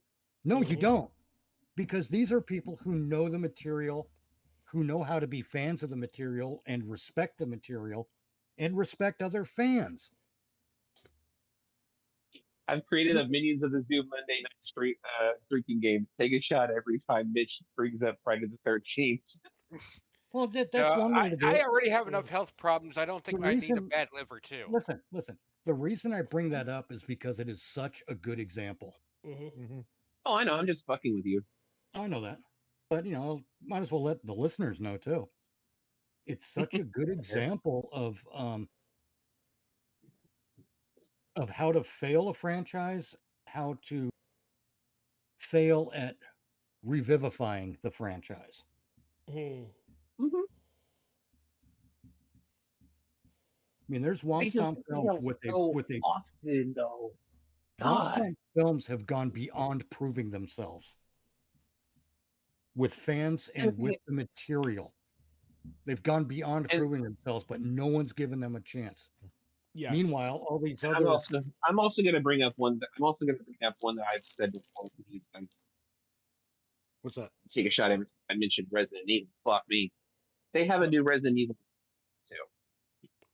Tyr, you supposed to be showing something on screen other than a black screen in the text and whatnot? Oh no, wasn't. It's supposed to be showing. Tyr blacked it out so he could go look at porn real. No, it was supposed to be showing the just the slot reel because I stopped playing the game. And they cannot make a Resident Evil. The only movie that had recently that they've made was anywhere close to Resident Evil as a movie was Welcome to Raccoon City. And it was the only one close. Well, mind you, it's not a question of them of can or can't. It's a question of will and won't. The correct way to say it is they won't make a proper movie. Well, see, the problem with Resident Evil is you have to fit, 20 years at least in canon? And now... What, into one movie? Yeah. Well, no, not in one movie. But, all right, see, this is why I like the first Resident Evil, the first Mila Jovovich movie. Mila Jovovich. Better. Yeah. Jovovich. Her. Lilu Dallas. Multipass. Yeah, Jovovich. Lilu Dallas multipass. But the reason why I like the first one with her in it, because you could slot it in to the very beginning of the series and it would fit. You can slot that in and it doesn't touch any of the characters. It gives just enough information to be, all right, well, yeah, I could see this happening before the first game, before the second game, hell shit, before the third game. Technically, the second and the third take place in like the same time frame, like maybe days apart, if that. But you know what I mean. So it as a standalone movie that you want to get someone introduced into the Resident Evil series, it works. It works perfectly well. It doesn't touch. Go ahead. I was saying it doesn't touch any of the main characters. It doesn't touch any of the canon characters. It has its own set of characters. It follows the laws of the universe very well. Great movie. Everything after that is complete shit. Well, the first half of the second movie's okay. Well, yeah, first half of the second movie. But The second movie is also, like I said, the closest one to the game. Unpopular opinion, stop taking games that are already games and trying to make that into a movie. Again, that's where Tyr brought up. The first Resident Evil live action movie actually fits. The CGI movies fit because they're not the fucking game. They take place in between them. Yes. Right. The thing is, there are two ways, I think, to do Resident Evil movies. One, either tell the story in the game and do it properly. Don't try to fit 4 games worth of material into one movie. Plan out 6 movies. Mm-hmm. Or however many games there are, plan out that many movies. And keep each movie specific to that particular game. That's one way to do it. Yeah, the other way to do it is to tell parallel stories to what's happening in the games. And in that case, all you have to do, you can create all new characters, but you have to live within the rules of the world of the game. Yes. Mm-hmm. And you could do it as a parallel set of adventures, if you will. And it would be awesome, but plan on telling some human stories in the process. You can't just say girl with gun shows up and starts shooting zombies. That's not a story. That's an incident. Actually kind of boring. Yeah, it's very boring. You got to give her maybe she's not even a cop or one of the stars team or any of that shit. She's just someone who's riding into town and finds herself up against it and learns how to fight back through brutal experience. That and you know what else you don't do with this female character? It's fine if it's a female character, by the way. Yeah. You don't make her super chop socky where she can lift guys 4 times her weight over her head and spin them around and body slam them. Yes. None of that shit. If it's a woman like that, give her the advantage of firearms or weapons or something. Give her that kind of an advantage. It's only makes sense. But also don't give her a fucking childish or rather infantile romantic subplot. If you're going to have a romantic subplot, make it an adult romantic subplot where people can argue. You ever have some couples argue? Someone will fart and they'll start laughing, both of them. Mm-hmm. Stuff like that. I'm not saying you have to make them fart, but I'm saying that during an argument between adults, there are distractions that happen a certain way. Yes. When it's an infantile romantic subplot, it's always the same "you lied to me" bullshit. When how could you not tell me this great big secret you have? Oh, and if you're going to do that, saving me from being eaten alive. If you're going to do that, priorities. Like if there's like, oh well, we're trapped in here, we have to fucking get out, or we're going to be eaten. Like that's not the proper time to have a fucking argument. Yeah, don't do like Felicity Smoke did in Arrow, where they've got 2 minutes to save the day, but she wants to go on her 5-minute harangue first. Yes. Oh yeah, that always annoyed me about Felicity sometimes. Like, and that's another tragedy too, because she started off as full character, a great character, yeah. She was and then all of her like adorable. Felicity, you wanted to root for her. That was not the time for this. Yeah, you do not have this argument when life and death, when shit is hanging at the balance. Like right now, we gotta worry about some other shit. Yeah, exactly. Like that's what I mean. If you're gonna have a romantic subplot, just don't make it infantile. Yes. And like you said, prioritize for fuck's sake. Honestly, if it were going to be a Resident Evil side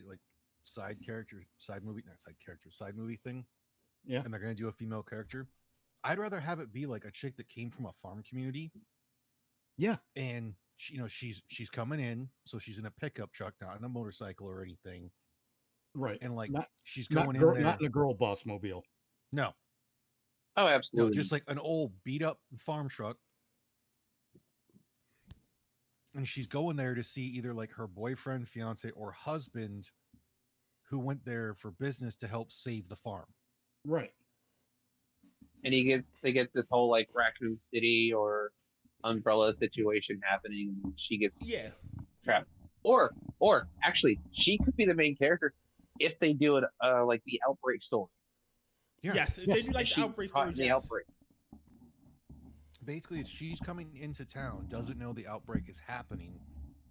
because Exactly. She's going there to meet up with, the guy, the husband, boyfriend, whatever, and that whole thing. Because he's like, hey babe, I got it, come down to the town. So come down to Raccoon City and we'll celebrate. We got the farm. We're gonna have it for another 20 years, a good work and everything. So she's coming in there all excited, and then that shit happens. Then the world goes to hell. And then the world goes to hell. Yeah. Yep. I really do like that story, honestly. And I'm coming from a big Resident Evil fan. You know what would also be fun? But is if she had to traverse Raccoon City starting early in the day, go to another rural community on the far side of Raccoon City to pick up a piece of farming equipment that she's now hauling back. Ooh, there we go. Through Raccoon City. And this piece of farming equipment, I like it. It's not going to be the kind that comes in handy, because it just ain't. Mitch, I would definitely hire you to be a Resident Evil story writer. Well, my point being, if she's coming back through Raccoon City, it's later in the day. So, closer to end of business, closer to twilight, closer to nighttime. Yes. So that she's coming in just as shit's starting to kick off. She ain't got time for this shit. And she ain't going to make it out of Raccoon City before things get really bad. Because this shit's spreading. Oh, absolutely. It's spreading the story. And you can tell the story in like an hour or two long, and it'd just be fine. Yeah. And you don't need to fight a big open bad. it up for sequels. The movie could be 90 to 120 minutes long. Mm-hmm. I would lean toward 90, honestly, to keep the storytelling more efficient. Go ahead, Roger. The thing as well is you can have through that is like you don't have to have her discovering all the Umbrella secrets. Quite literally, you can have her be in the dark the entire time. Right. Yes. And she's just trying to survive, deals with other survivors, infected. They meet up and whatnot. And you can have other characters in the background. She gets to where he's supposed to be, but he's already turned. And you can have all that Umbrella shit in the movie. It's just not part of the story. Here's how. Exactly. That's what I just said. No, I'm going to give you an example. It's she takes out a zombie who's holding on to a I don't know, a raincoat or something that's an Umbrella product. We can see the tag. Or it could be like Leon's coat or something like that. No, here What? I got perfect. No, example. you don't cross it over with any of the other characters. I have the perfect. Even via Easter eggs, you don't. But you have like maybe something is on the radio. That was what I was about to say. She listened to a They've been radio doing about broadcast. an Umbrella product. Or no, she can be listening to the radio about a deposition about the umbrella corporations, shady business dealings. Too deep, Tyr. Yeah, bro. That's quite too literally, she's going to be driving. There are Umbrella billboards in Raccoon City. Yeah, that's true too. There you go. There's just shit like that. That's all you see of Umbrella. This first movie. This isn't going to be about uncovering a plot. This is about survival. Yes, Even in the I second do movie, like. it should just be about survival. It shouldn't be about uncovering a plot because she doesn't need to know that. She's just trying to survive. Right. That's what I said. We're all saying different things, but we're coming to the same conclusion. If at any point, even if it's a trilogy or two trilogies, if at any point she, I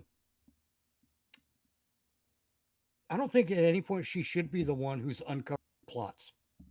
Agreed. She might notice a couple of patterns, but I don't think it should go any deeper than that, because she's not a cop. She's not a special forces person. She's just someone who's been lucky enough to survive. She could throw out the classic line. This is way above my head. I don't need to know this shit. Like, well, that's why. You don't have her even reference it because she doesn't know that there's a plot to uncover. That's true too. I like where Mitch is going with this. But you Yeah, still you don't- have all the umbrella signs and products in the background so that everyone knows, yeah, this is a Resident Evil movie. This is in that world. You don't go the route like Resident Evil 7 did, to where, you know, it's like he gets called there because his wife was in that. Quite literally, I'm even having it. The boyfriend, fiance, husband, whatever, does not work for Umbrella, does not work for the Raccoon City Police Department, any of that. He's No, just he some doesn't. dude. Yeah. Yeah, it starts off. I picked up the fractor, whatever the piece of farm equipment is. I picked up the Framanga Wronger, and I can meet you on our side of Raccoon City. Our side being the side that closest to where they live, and we can stop and have dinner or something. But they never meet there because shit starts going down. Someone goes zombie. It fucks up the traffic pattern, so she can't get through.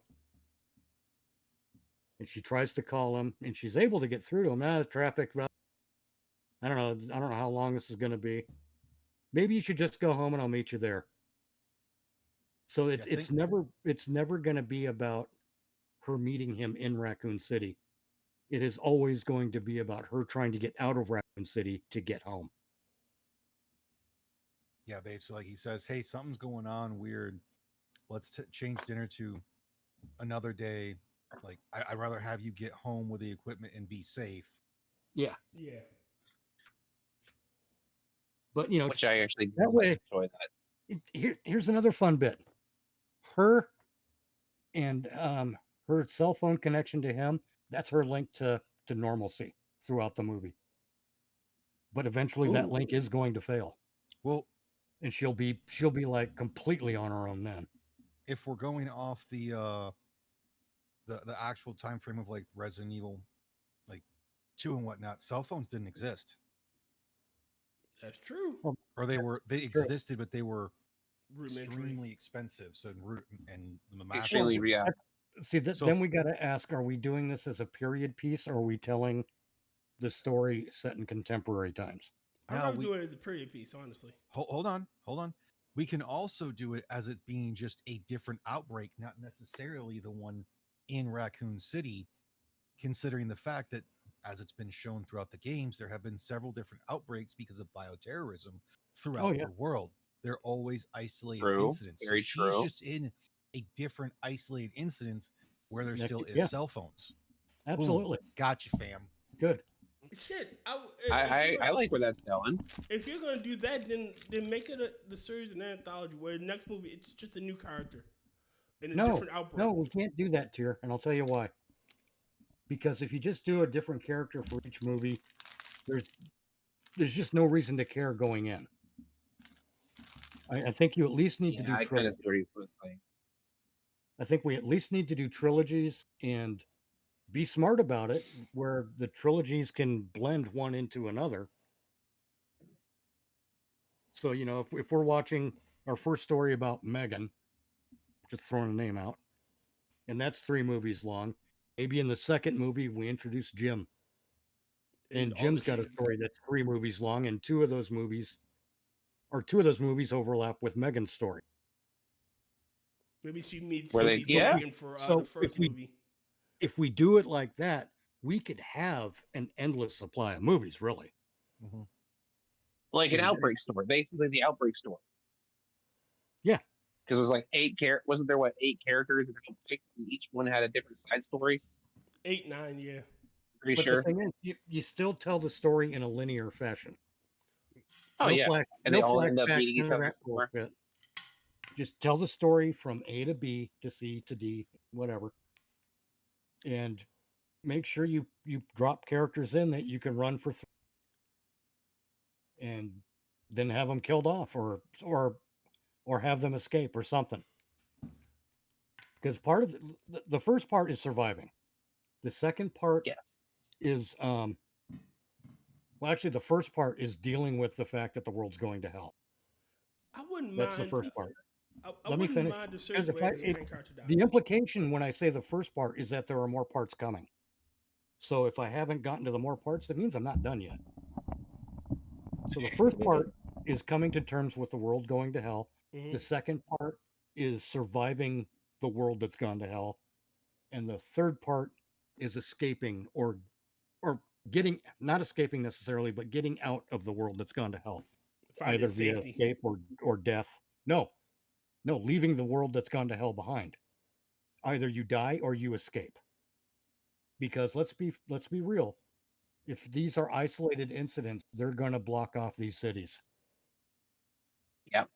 Government or something's going to block off these cities, and if you get it, And of are we course, gonna- and I like there's the idea that actually one of the the characters find out that there's actually like a nuclear warhead coming towards the city, maybe, yeah. and they have to get out faster. Yep. But That'd be like second or third movie in.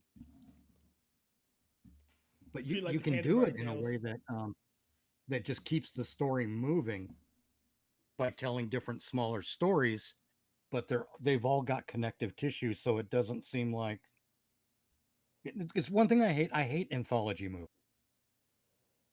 I hate seeing a movie with an interesting title. Go check it out, and it's like 7 different stories about. Oh, fuck off! Give me a movie I can sink my fucking teeth Oh into. no, not necessarily a movie, not an anthology movie where the. Oh, I know series is that. an I know anthology. that. But the natural extension from the anthology movie is the anthology series. I'm saying there's a way to do the anthology series without it feeling like an anthology series, because you'll still have very solid connective tissue from film to film. Okay. Yes. So, what was Which her name? actually Megan? kind of fits directly.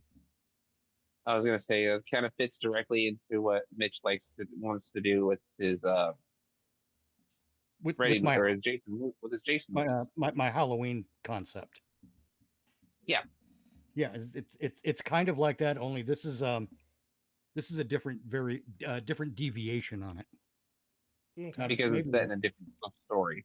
No, well, no, it's because the Halloween one, the you introduce a B or even C plot character in part 2, and that character shows up with their own story in part 6. It spins off that way. This one, I'm talking about having characters rotate in and out with every film, and let's say it's always 4 or 5 characters, right? Kind of like the first 4 games did to the series. Yeah. So first one, our main character is Megan in the first movie. Second one, it's gonna be Megan and Carl, because Jim's back at home already. The second movie, Megan teams up with Carl to fight off the hordes.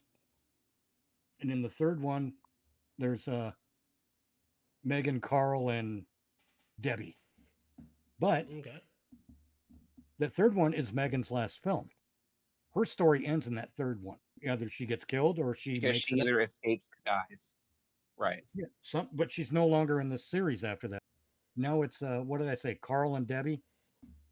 Okay. Now it's Carl and Debbie in the fourth film. But that fourth film is Carl's last film, so some pop in to work with Debbie, who's already established for a film or 2. See, you do it that way, and you can have it keeps people invested. Yes. Yeah, it keeps people invested, even invested in the same character for a little while. But they fall out of the story naturally as they fall into it.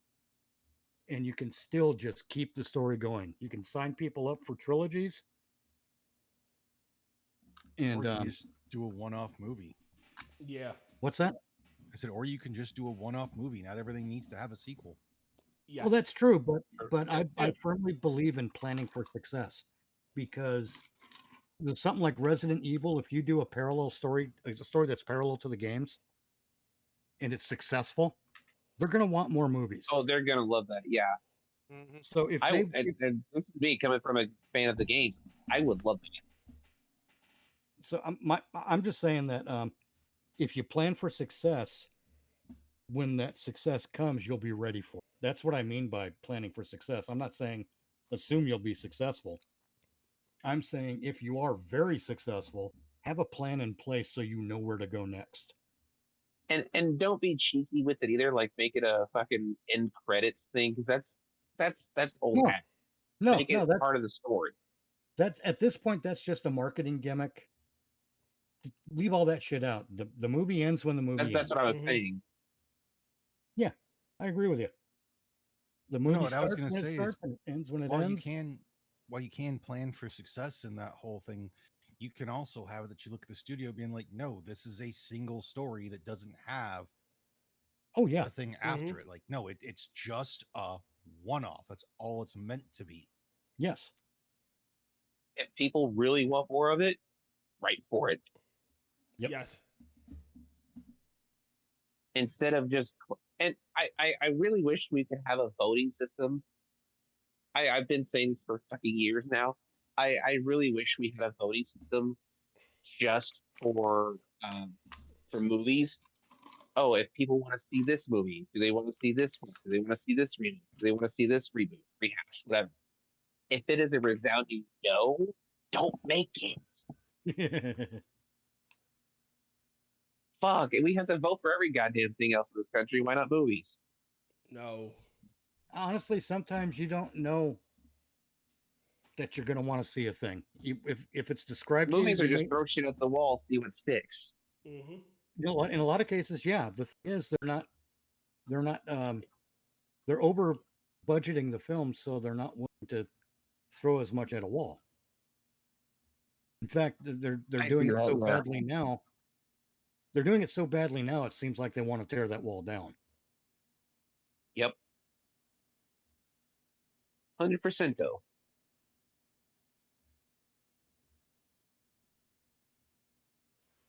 But yeah, I think that's how you do a video game movie. Doesn't have to be Resident Evil, but either you stick to the pattern. You can do that with almost any movie. Yeah, but you stick to the story that the game tells, Mm-hmm.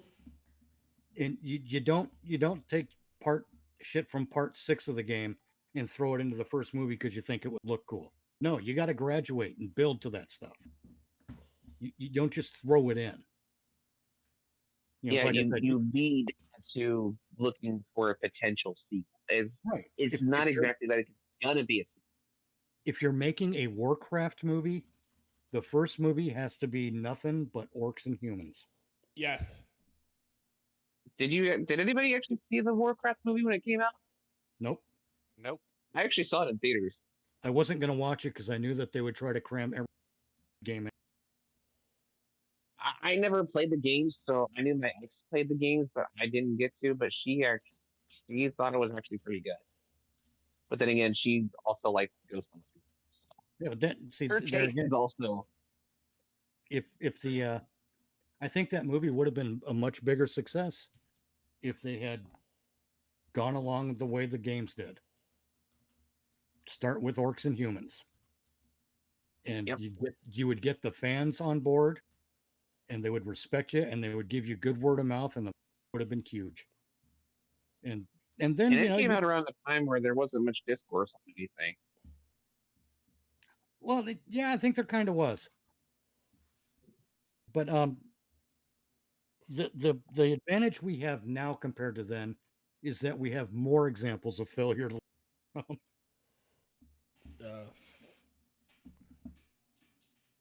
Okay, so it was 2016. So it was one of the last movies that we watched in theaters.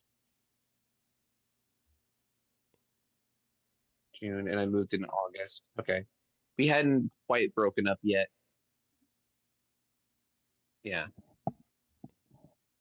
Because we broke up end of June. The thing about doing a video game film is you have to cater to,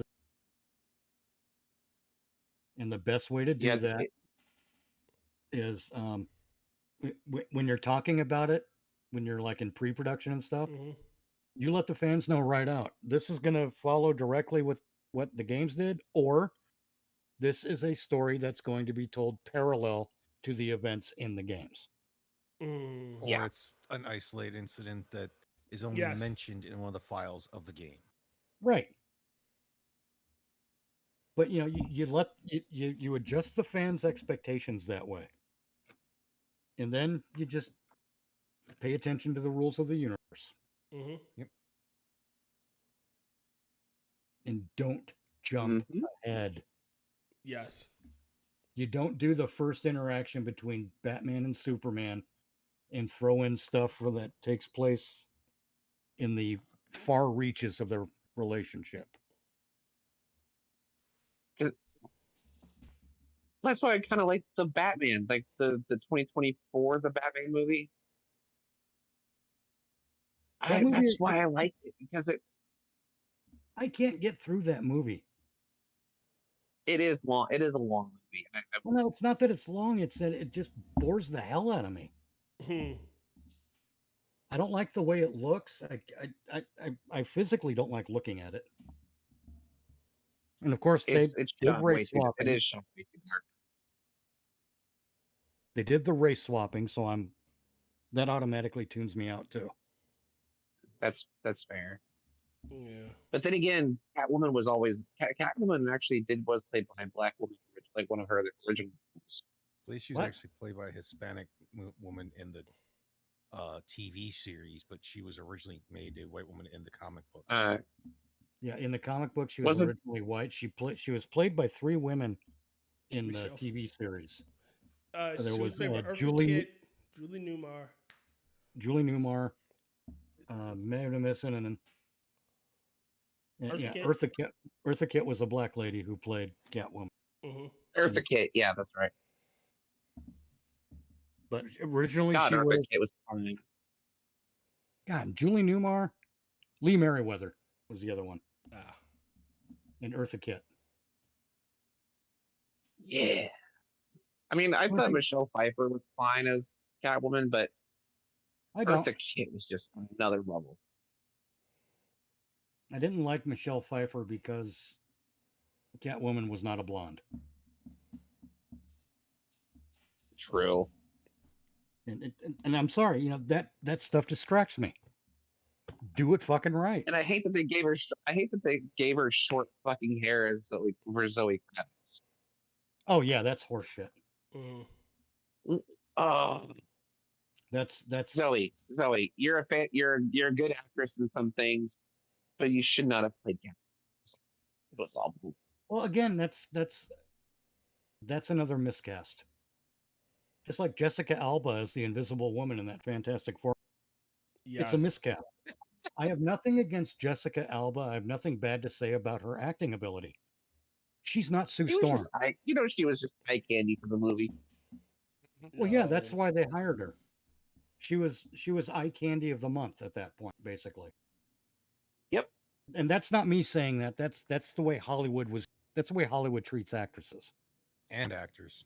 And actors, yeah, honestly. And actors. Look at Pedro Pascal. That guy's he's flavor of the month. So look at how they did it with Chris Pratt, freaking Brad Pitt. They've done it with a bunch of them. Yeah, but my point is, there's nothing outstanding about Pedro Pascal except the way Hollywood insisted upon him, almost as if they were paid by some fraudulent government agency to do so. Yep. Again, where's the great Pedro Pascal movie? There isn't one. No, there isn't. Somehow he was someone got bribed to put him in as the lead in The Mandalorian. Pedro Pascal is not a leading man. There is no great. And they're going to have him as the new Mr. Fantastic. There's no great Pedro Pascal movie because Pedro Pascal is not a great leading man. No. He's not even a good leading man. He's a background character. He's a supporting actor at best. Yes. Yeah, and it's better when he died against the mountain. Ha. Or got his eyes gouged out. I mean, I've seen him recently in he was in The Mentalist. I recently rewatched that. And nope, not a leading man, even he's not leading man material. For some reason, Hollywood keeps insisting upon him, and I think it's because he suffers from just brown enough syndrome. Yep. But they've insisted upon him so thoroughly that no one wants to see him anymore. Same thing with Jared Leto.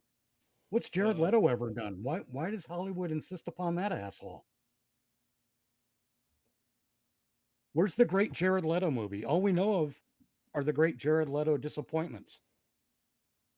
I mean, his best role was in Fight Club, where he gets the shit kicked out of him. As Angel, yeah. But you see my point. For some reason, someone is, I think, paying for these actors to be put on pedestals. And it's just weird. There seems to be something unnatural about it. There's something unnatural about Pedro Pascal getting all those parts, about Jared Leto getting all those parts, about Taylor Swift getting all that attention. These people are medium talent at best. Mm-hmm. There's more going on here than meets the eye. Either dicks are getting sucked in the back or someone's getting paid off. I mean, Scarlett Johansson at least can act. Jennifer Lawrence, as annoying as she can be when she starts talking politics and whatnot, she is extremely charming. Have you ever just seen her being herself in an interview? Yes. It's fucking awesome. You want to love that woman for those moments. She's really good at playing up the awkwardness angle thing. It's a beautiful thing. It's a genuine skill. But then when she's God, when they pin her down on a political topic, it's like, oh, you got to shut up. Yeah. Because she has no charm in that arena whatsoever. Mm-hmm. But when she's just being herself, my God, she is charming as all hell. It's almost, when I watch it, I'm almost like, this is witchcraft. What the fuck's going on? How could she be this charming and that politically stupid? Mm-hmm. Miracle. It's bizarre, man. But at least she has genuine acting talent. I don't like a lot of the parts she gets because, again, I think she's miscast. But she can act. What was behind Brie Larson's rise? Well, what there was of it. In the beginning, she was likable. Yeah. It was? Yeah, she was likable in the beginning, Brie Larson. Yeah, when you see her in 21 Jump Street, that abortion of a movie, I mean, she was smiling and everything. She did a great job in Scott Pilgrim versus the World. Yeah, she was amazing bad in Scott adaptation Pilgrim. of that movie. Good movie, bad adaptation. Yes. Yeah. But it's weird how some of these people are good actors. Some of them are great actors even. But then you get people like Pedro Pascal, who's a mid-tier talent at best, getting all this attention. It's just bizarre. Mm-hmm. There's a bizarre, it is really bizarre. I mean, oh my God, the one that cracks me up the most. We got this with Gal Gadot, but at least she's still getting movies. But in the horror world, when they did X and what was her name, Mia Goth, everyone was fucking drooling over Mia Goth like she's going to be the big thing. Some people were even saying that she's going to have a magnificent. Where's she been? I can think of one movie she was in after that X trilogy. What was it? X Rose, whatever the fuck her name, I don't remember. But she was in that horror trilogy and disappeared, except for she did a part in a Guillermo del Toro. I can't say words now.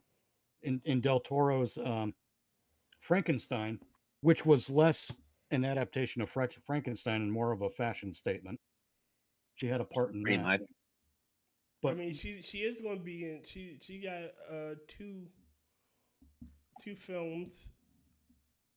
She was in the Odyssey, and she's going to be in Star Wars Starfighters, Fonda, and then Blade. Oh yeah, because that's going to get made. That's going to wind up on the scrap heap of every other Star Wars film that got canned. Yeah. And the other one is Andy Matichak from the David Gordon Green Halloween so-called trilogy. You know, everyone fawned over and said she was going to be the next big thing. Sorry, she went nowhere. You want to know why? Because those movies are actually quite bad and they ruined her career. That's my theory. I think you're right. I think you are right about Pedro Pascal being one of those actors that are just white enough to push their narratives. Well, yeah, just white enough and gay. just brown enough.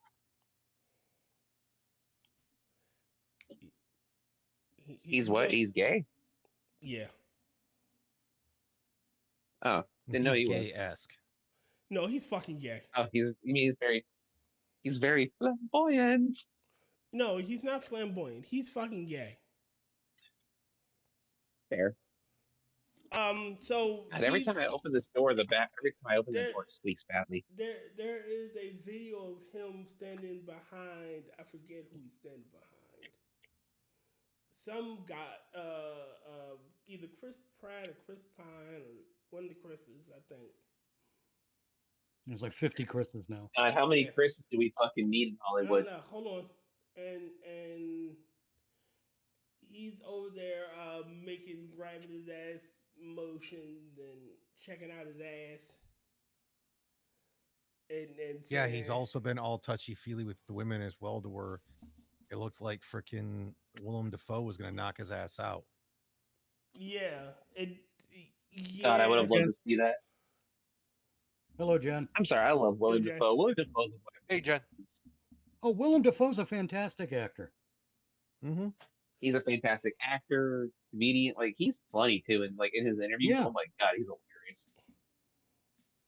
I think one of my favorite interviews. He branches from the fig tree.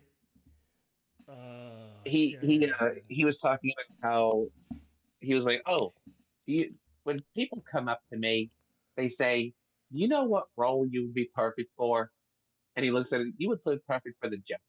And he goes, that's wonderful. I always like to know what it's like to be people perceive you as a psychopath. He was just having fun with it too. Well, yeah, of course. It's about that time. We're running long. And going into midnight oil. All right, so wow, Tyr's actually getting sleepy before me. Well, I have work in the AM. So, ladies and gentlemen, I wish I was. It is about that time once again.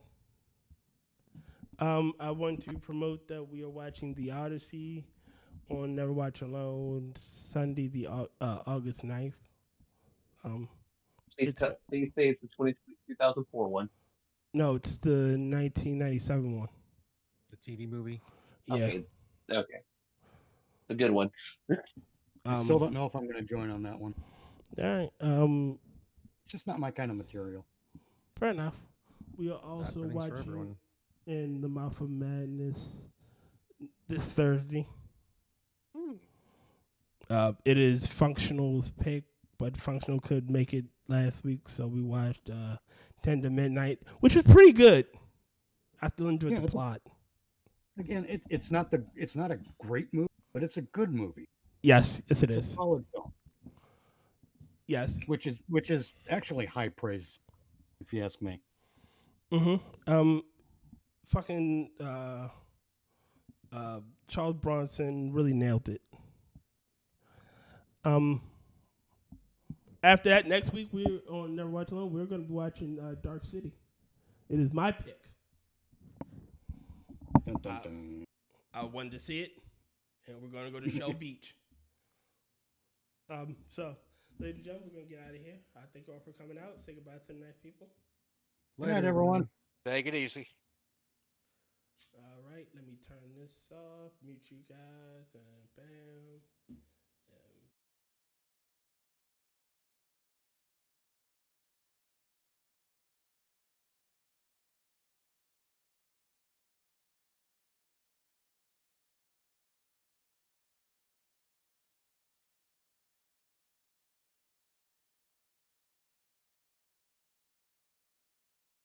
I know wanna take me home. I know who I wanna take me home. Take me home. Closing time. You don't have to go home, but you can't stay here.